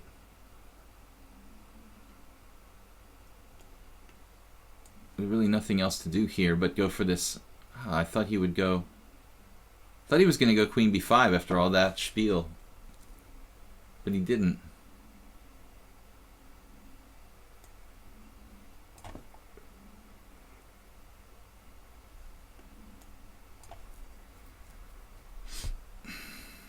It's sort of a pity to trade his guy there. We've got such a strong minority attack, though. Damn. Alright. A little damage control. I can't allow him to play f4 and realize his breakthrough.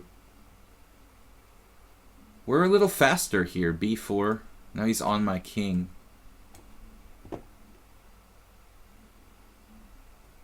But he has no counterplay.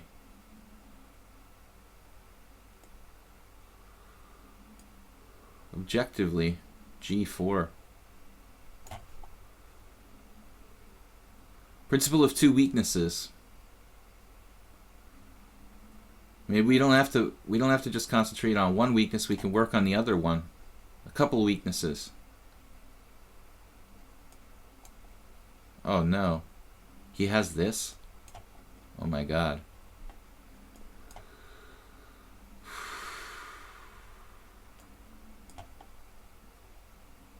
Wow.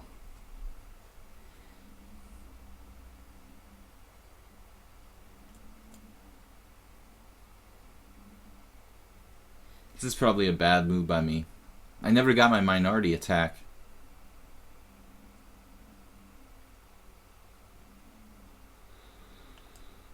Just wasted time. He's better now. Just winning a pawn. g3, bang. Well, that was a huge blunder. He could have taken on e3. It's amazing. It's impossible to beat anybody. I mean, now I feel like I'm a little more comfortable with my position, honestly. Maybe I play for an advantage here.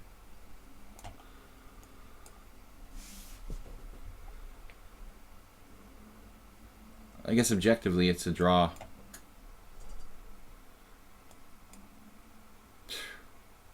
$18.82. Jeez. Can't beat anyone.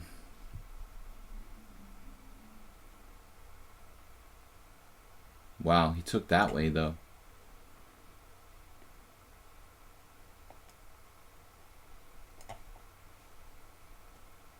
What am I doing?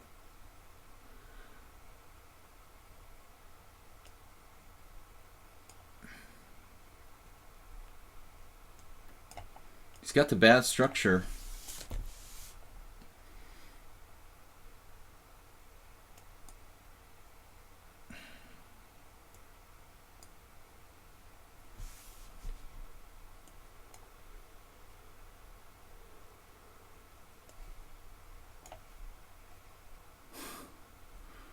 Reached the really difficult ending.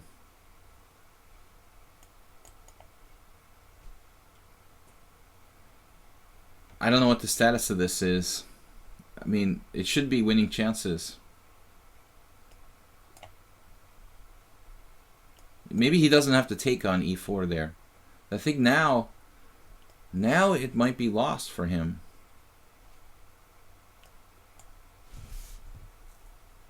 Maybe not. I guess it's still a draw. I don't know. I guess it's still a draw if I have no king, huh? But I'm not sure. Oh, right.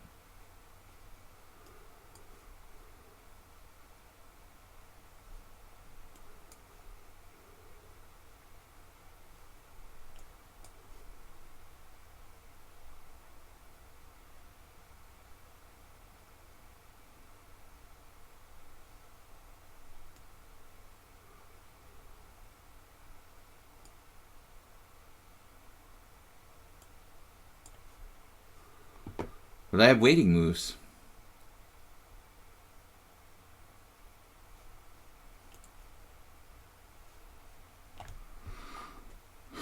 Sometimes these positions are draws. This is a draw. Yeah, king d8. I thought I had a waiting move with the king. Why can't I play like king c1 here? Oh, he has rook c2 check. So what about king a1? Rook a2 check, duh. That's why it's a draw. Oh no. King c1. Yeah, I was never winning. I mean, I guess I was just never winning.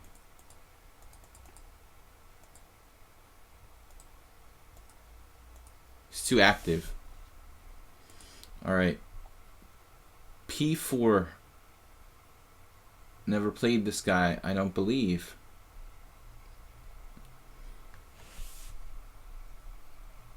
He should have taken on e3. He was just totally winning. Yeah, was.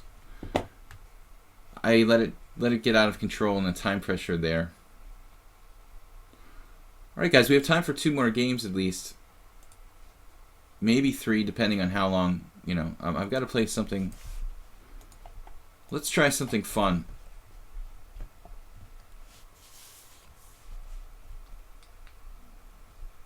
I was slightly better, and then I let my whole position fall apart.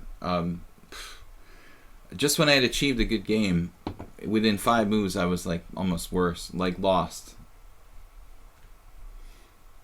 So I'm not really playing the Falkbeer. Like, I think that's a good move, but I prefer to play. Actually, the Falkbeer, you can play it, and then yeah, maybe I should play d5 actually, and then play pawn takes e4. After e5, after d5, pawn takes f4 is a good line for black. Now I'm not sure objectively where the theory stands in the Falkbeer.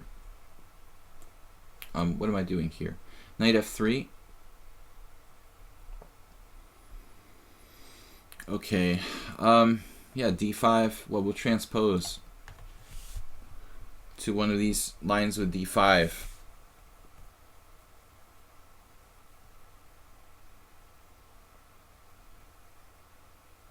I had the feeling I wasn't winning that rook ending, but I don't know every position in rook endings. No one does, and obviously it depends on the exact position. I'm just thinking, does it matter where his pawn is? Like on which file it is? But wherever I try to make a waiting move, I can't make progress.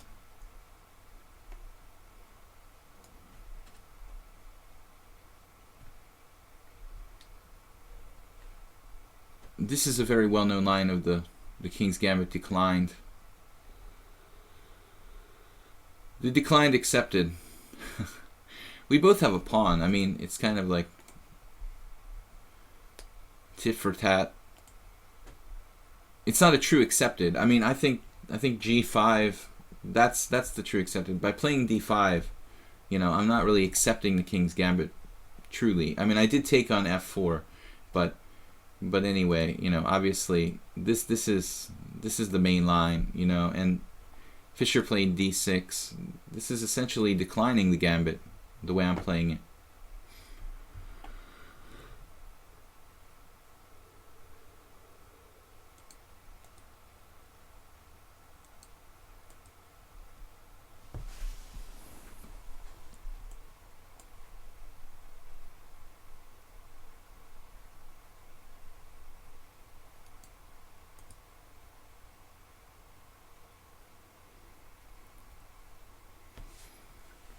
I can play c6 at some point, just not after c4. Not with the knight on e7.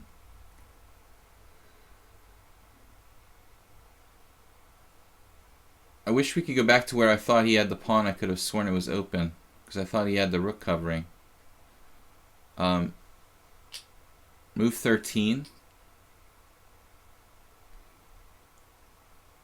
he has... I thought his position was fine throughout the game. I'm not sure what the status of c4 is, but I'm sure that this is pretty standard. Like bishop c4 looks like a standard line.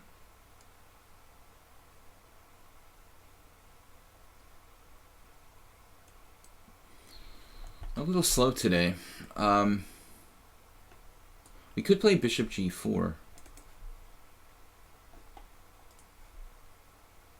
Maybe that makes the most sense, actually.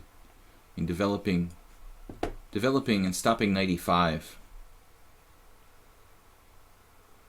It's not going to stop it forever, but it's probably not a bad place to start. I did have another game on the stream against somebody, I don't know if it was you, Plukro, who played the King's Gambit against me in a very similar line recently, remember? No, that was a different line. Okay. No, it's been a long time ago that I played this line. Yeah, Plukro was a totally different line with bishop c4. And yeah, this is standard, bishop e3, and then the idea is to unravel with c4. So here I probably have to make a decision. You know, b5 is a logical idea, but then he undermines me with a4, and I guess I can play a6 there.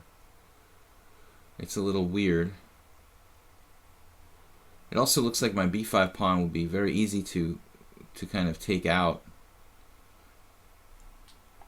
The other option is to play c6. And that opens up his bishop pretty seriously. c6, take. Seems like that's good for white. Guess we'll try this.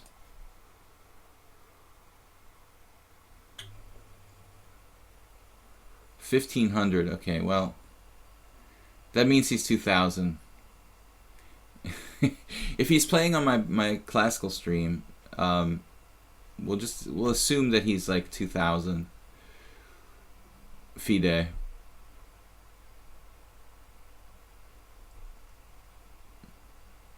That seems like the safe assumption.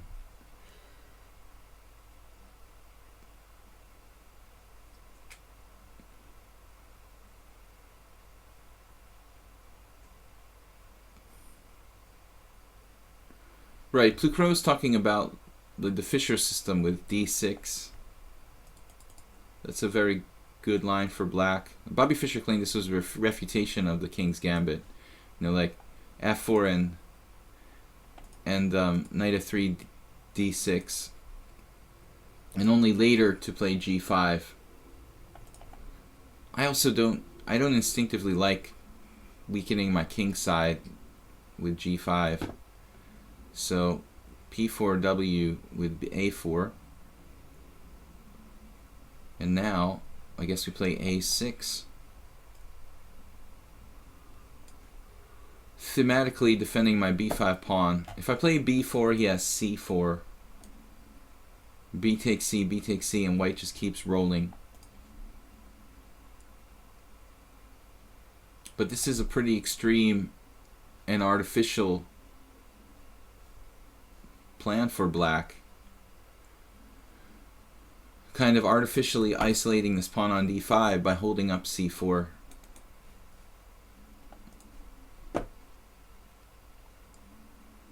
I don't think we're going to find too many games in the known database with this position on the board.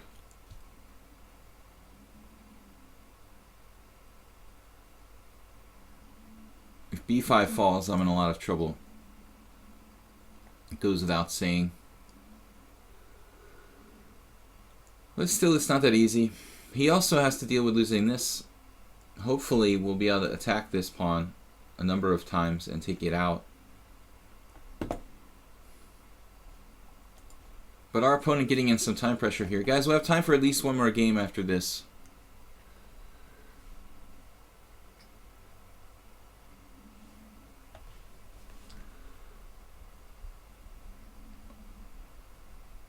Jeffrey Hale says, I'm going to sleep a few hours before work. Take care, man.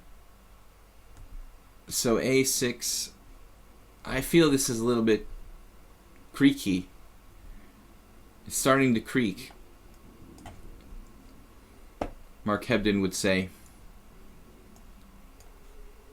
This queen A8 is not a typical placement for the queen in the average queen's gambit. Now he's freed himself from unpinning. This is another very strong 1500 blitz player. Well, 1700 classical. I'm starting to get scared, guys. Starting to get scared again. We have to play knight takes d5.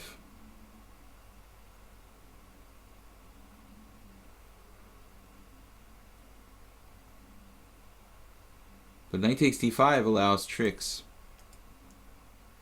I guess I can play castles.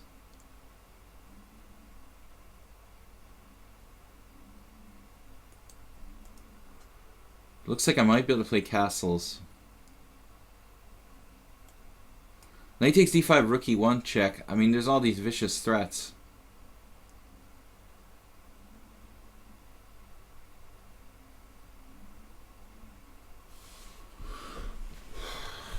I don't know, my position is really sketchy.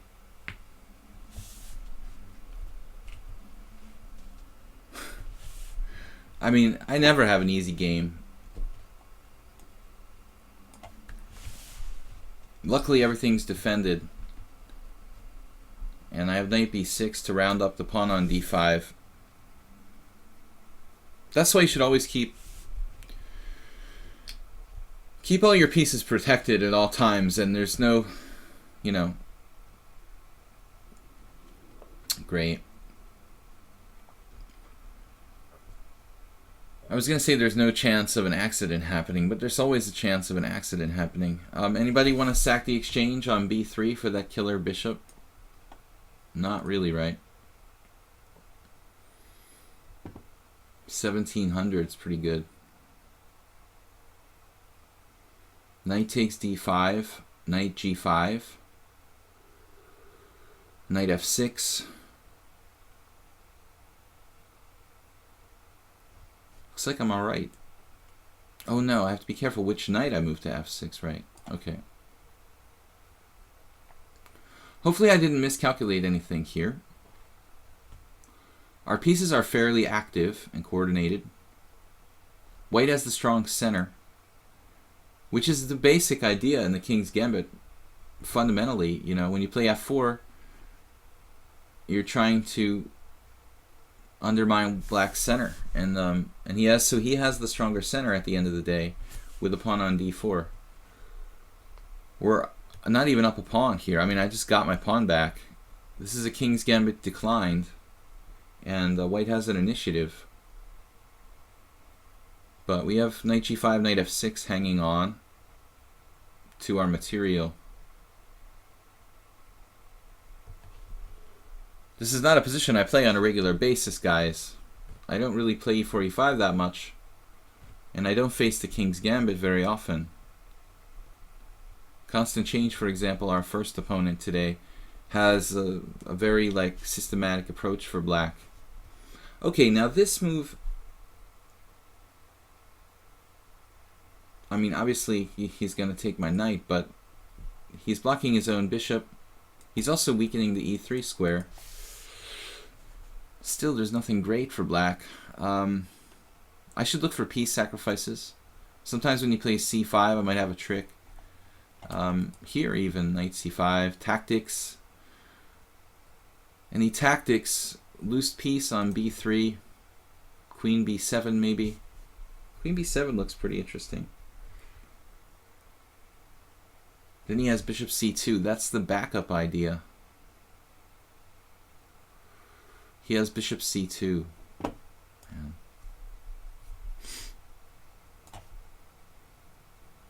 I've got to keep h7 protected.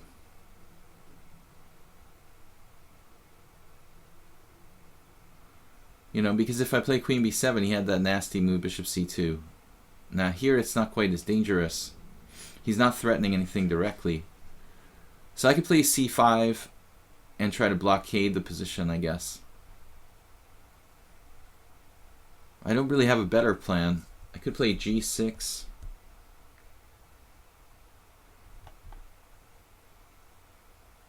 c5 is very committal, though.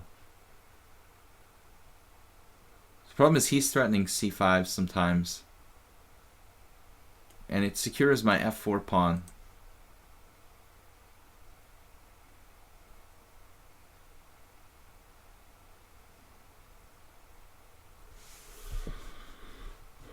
But strategically, white's better. But I have tactics, right? Bishop takes f3. This is changing the position dramatically. Hopefully the two knights will be pretty good here. The structure's kind of shut down. And we have dark squares. I thought this is just good for me. I could be wrong. Hopefully he just overlooked this. I mean, he has to take back with the g-pawn. When the chances for both sides, I mean, I don't know. Maybe I'm better with the blockade on the dark squares, but he has a very powerful protected passed pawn, so I don't think it's that concrete who's better there. Now, I mean, I'm clearly like just winning in exchange. His queen side has never been developed. It's a big problem. We've got plenty of time too. But I don't see a direct win. Bishop e5.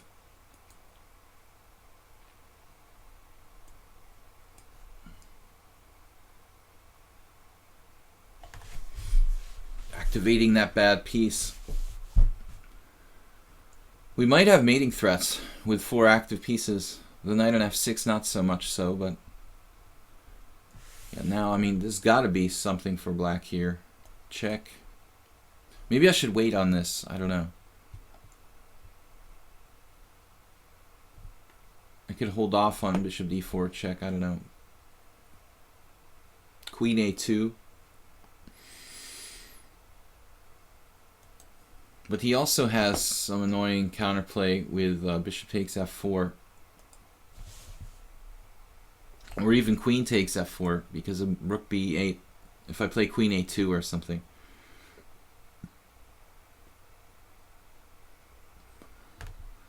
So I think I made a mistake there. I definitely should have played something else. I didn't have to play bishop d4 check right away. Our pieces are very active here, but so are his.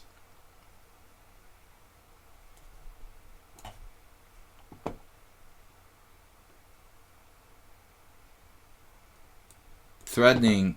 Oh, this guy is... He's a tactician. Alright, anyway.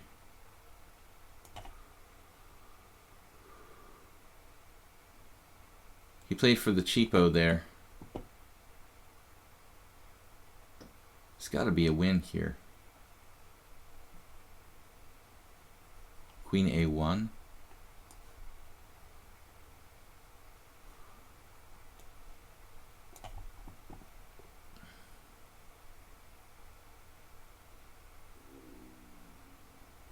Yeah, we're winning, but he played a really tough game. I mean, probably was too hard for White to hang on at the end there.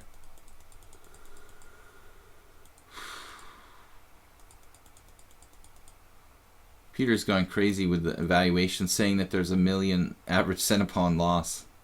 I must have missed a lot of moves. I don't know. I mean, it seemed like a decent game. He was better apparently at some point here. When he played bishop c2, he should have played c5. Okay, so I thought I had the tactic here. Bishop takes c5. And apparently here, life is not so easy. G takes f3. I thought I had this. What's going on with this?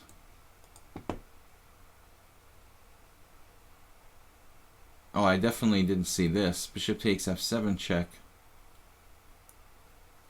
So I have to play some intermezzo, like bishop takes f3 first.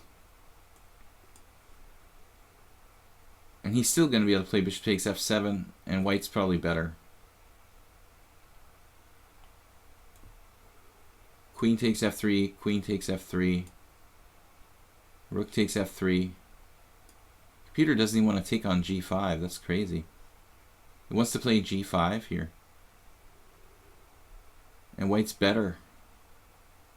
I'm down a piece here. Whoa, I just lost a piece. Okay, that's interesting. I'm not real happy about that. It says maybe knight takes c5. Okay, this. Bishop takes f3. This is complicated. Queen takes f3, queen takes f3, rook takes f3. To sack a piece here. Knight takes c5, d takes c5. This is very unconvincing. I have 2 pawns for a piece. This is groveling for a draw. This looks really ugly. So another tough game. Okay, Ghost Mind is next at 5-3. This, I guess, will be the last game for today, guys. Baraba, he actually fell asleep. But he can't move after queen a1. Yeah, I think Wade is lost. At the end, he was definitely lost. But he had a very interesting game with some advantage there. Maybe close to winning if he finds the c5 move. I thought my whole plan of trying to hold up the queen side was very suspicious and kind of positionally doubtful. I mean, I just didn't think I could hold it together, but I didn't see anything better. Spinal tap. Not challenging me. Right, next time, Spinal Tap. Alright, guys, last game for today. Unusual opening stream. We'll be back tomorrow morning, 10 a.m. Standard, everything classical blitz between 5-3 and 8-3. I'd like to thank everyone for joining me here. Also, check out my YouTube channel, Video Chess Training. If you're interested in private lessons or chess training of any sort, send me an email. videochesstrainer@gmail.com. All right, if you fall off the horse, try to get back on, right? I lost a bad game against Constant Change. We need to work on the King's Gambit. I played this against Alex Manea when I was black once in an IM tournament in Romania. Knight c6 is a funny move. I mean, there's not that much theory on that move. Anyway, I mean, it's kind of like another declined variation. Here, though, bishop c5 in this position, can you do that? Pawn takes e5, knight takes e5, knight takes e5. Queen h4 check. That's a beautiful variation, though. Like, pawn takes, knight takes, queen h4 check, king e2, queen takes e4 mate. Pawn takes, knight takes. Yeah, that's wild. There's some wild lines here I could do, like pawn takes, knight takes, d4, knight takes f3, g takes f3, queen h4 check, king e2, with a messy position. Well, let's try it.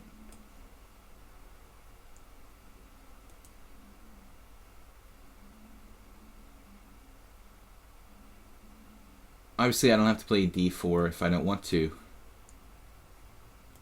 Probably the best move for white, objectively, is bishop c4 here. I think that bishop b5 might be a move too. But I'm not sure against this. I mean, usually, like in declined King's Gambit, this knight's not on c6. Maybe...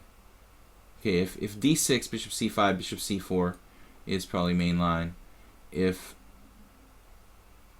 Yeah, when can I play like bishop b5? Well, if he played d6 here, if I played knight c3, for example, he played d6, I could play bishop b5. So knight takes e5, d4, knight takes f3 check, g takes f3, queen h4 check, king e2. I thought we try to play we try to play like Steinitz or something. The Steinitzian King's Gambit. But he's not biting. I think he has to. Honestly, I don't think there's a choice here. I mean, I don't think this is an optional recapture on e5. I think that's like forced, to be honest. But maybe I'm missing something. Knight takes e5, knight takes e5, queen h4 check, g3. Queen takes e4 check, queen e2. Knight f3 check. That doesn't work. Queen takes h1. Maybe this doesn't work. I can't wait to look at this after the game. Okay, bishop b6. d4 now. Knight takes d4. I mean, I don't have to do d4. Obviously, I can play a developing move. But d4. Knight takes d4. Knight takes d4. Queen h4 check. g3. d4. Knight takes d4. Knight takes d4, queen h4 check. That's kind of ugly. That's pretty ugly. I have to play... I don't like the look of this. Oh no, I have king e2 there. And queen takes e4, bishop e3. So this might work.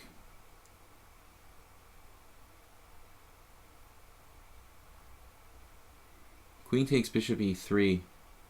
Is that too dangerous for me, though? Probably pretty dangerous.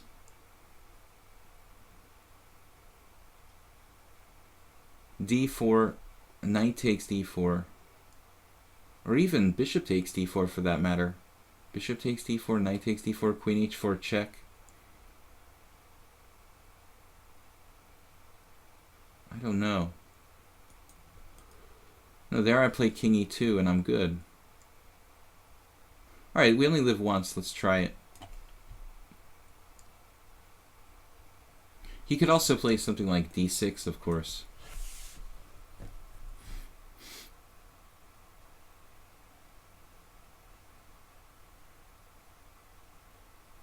I mean, it seems like this should be wrong for black. You can't just give up the whole center. Tactically, it should be incorrect. The ominous monkey is like bishop c5, f takes e5, knight takes e5, knight takes e5, queen h4 check, g3, queen takes e4, queen e2, queen takes h1, knight g6 check. There's also knight g6 check. But his queen is on... How's knight g6? Knight g6 is not check, ominous monkey. There's a knight on e5. I have to take the knight. I'm just playing queen takes e5 check.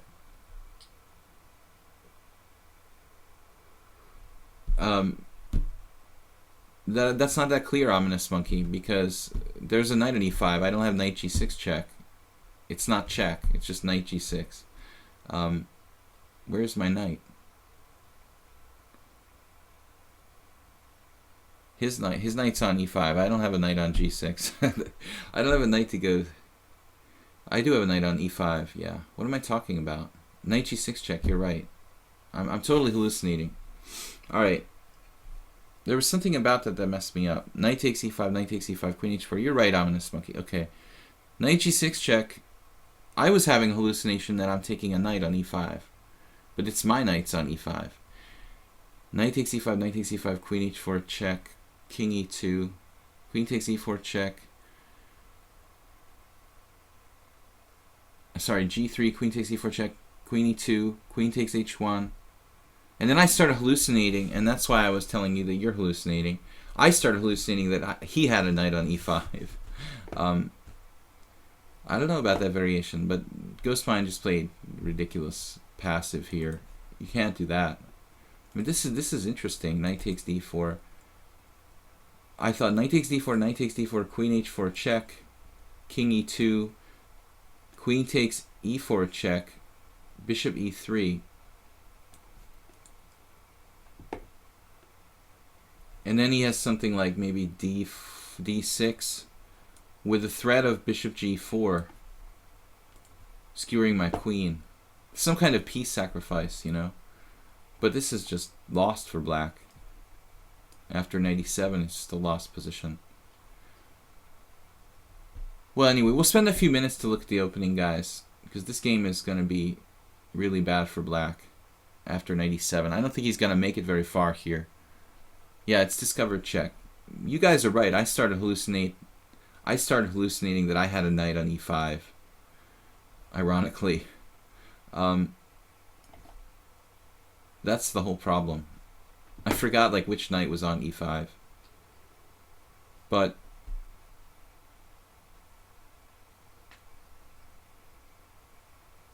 I'm not certain what's going on there. He has to play energetically. This is lost. Here he should try probably d5 or d6. I guess d5. I don't know. What are you going to play now? It's really... You just gave me the whole center. And then here we could take... Or take either way, basically.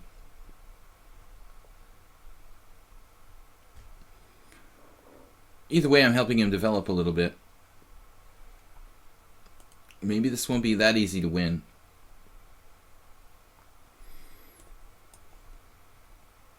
I'm going to play for the full center. He has a tiny bit of compensation, basically. If I don't see a forced win for white. And there's pressure on my d4 pawn, so it's winning for white. I'm a pawn up in the center with good development. He has to take here. I don't know, there's nothing to think about. Nothing to think about in that position. He has a little bit of pressure on my center here, so I want to be accurate.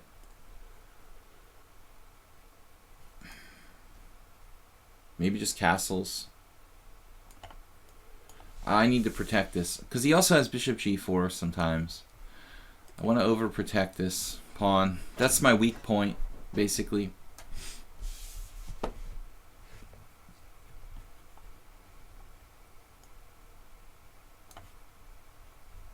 Getting out of the pin. Ghostmine's playing pretty fast.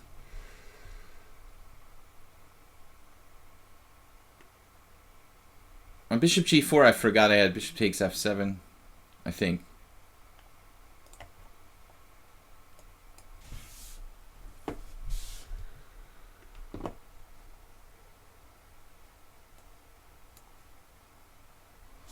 Sidestepping this pin.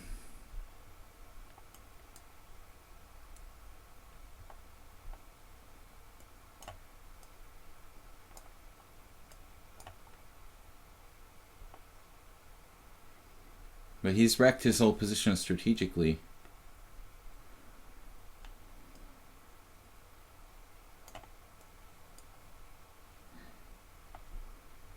He's making random moves to try to win on time. A5, B5. Looks kind of weird.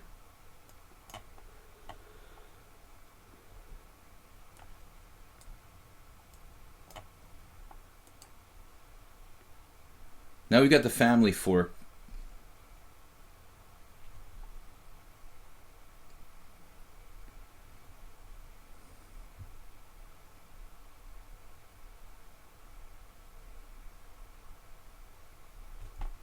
So this worked out. It was a little weird. I want to look at the opening with you guys for a minute after he loses. We're basically winning a whole rook or queen.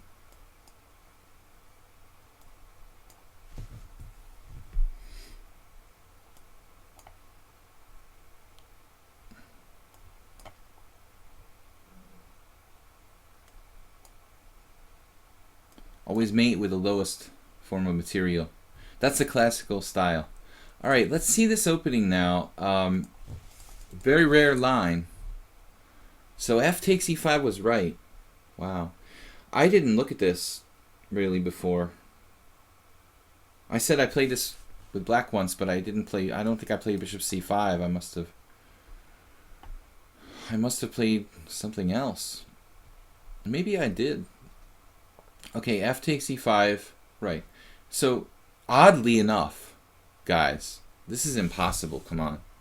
There's no games with knight takes e5. That's impossible.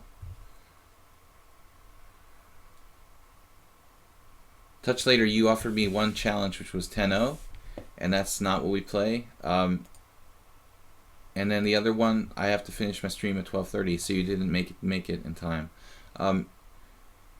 Nobody refused your challenges on purpose. Knight takes e5, so this is a new variation, apparently. I was really interested in this. Knight takes e5, queen h4 check, g3, queen takes e4 check, queen e2, queen takes h1. And I didn't see this preemptively, but apparently knight g6 check is the best move, and that variation that Ominous Monkey gave, though this position is very complicated, it looks quite complicated. Knight takes h8. Basically, he sacked the exchange. I don't know why Touch Lighter is saying this in the spectator room here. d6.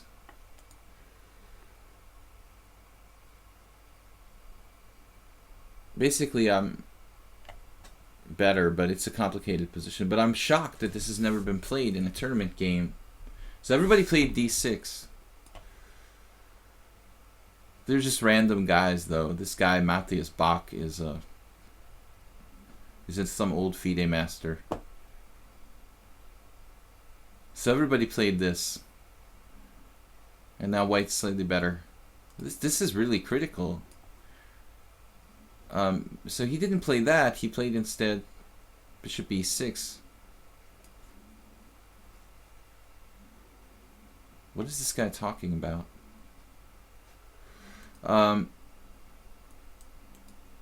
Maybe c3 would have been safer, according to the computer. It's like an improved version of the last line. Knight takes e5, where I have c3. Maybe my king can walk up around to c3. Apparently this isn't good for black now. Queen h4 check. Knight takes e5, queen h4 check. Well, I have the move c3 for free, basically. I mean, that's got to be a slight improvement. But I played d4 instead, and maybe he has knight takes d4 here, which I thought was really interesting. He does. So this would be crazy. Knight takes d4. I was actually thinking about taking it, but I guess it's too dangerous.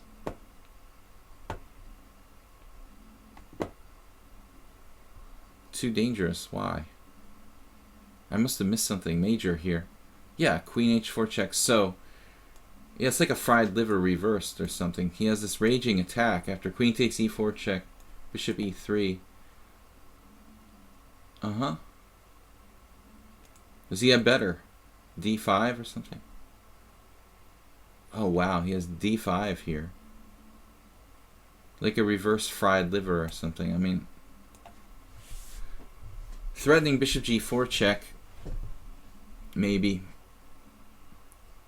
in a very, very nasty situation. Yeah, thank you guys for joining me here, exploring new possibilities in the King's Gambit. Of course, this is a mess. h3. And apparently I'm holding on, but that's not something you can find in a blitz game. But apparently I made a mistake. I mean, I should just play c3. If I ever get this position again, we'll play c3, d6.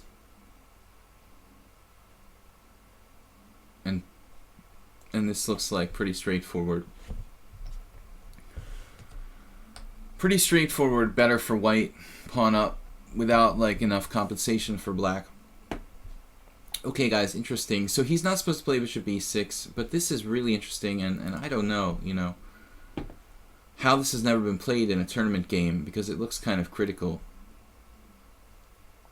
I guess most people just didn't believe it's enough for black. Knight takes e5, queen h4 check. But you'd imagine that one player somewhere along the line would have risked this, you know, in a random game. Knight g6 check. Knight takes h8 and d5.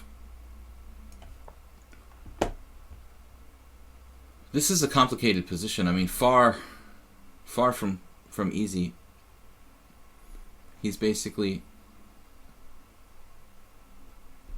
he's basically down a piece, but my knight is marooned on h8, and this position deserves to be played in some serious games. Okay, guys, see you tomorrow. It will be a normal opening stream, 10 a.m. CET. I'd like to thank everybody for joining me. We'll be back, and don't forget to check out my videos on YouTube.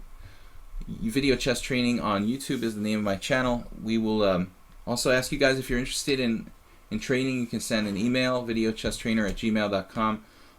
Also, I'd like to thank the people who have helped to support the stream via PayPal. Much appreciated. If even like a donation of $5 a year, it helps me, enable me to do this, and I enjoy it. So let's keep it up. All right, guys. See you tomorrow. Thanks, Blue Crow, for moderating. Bye bye.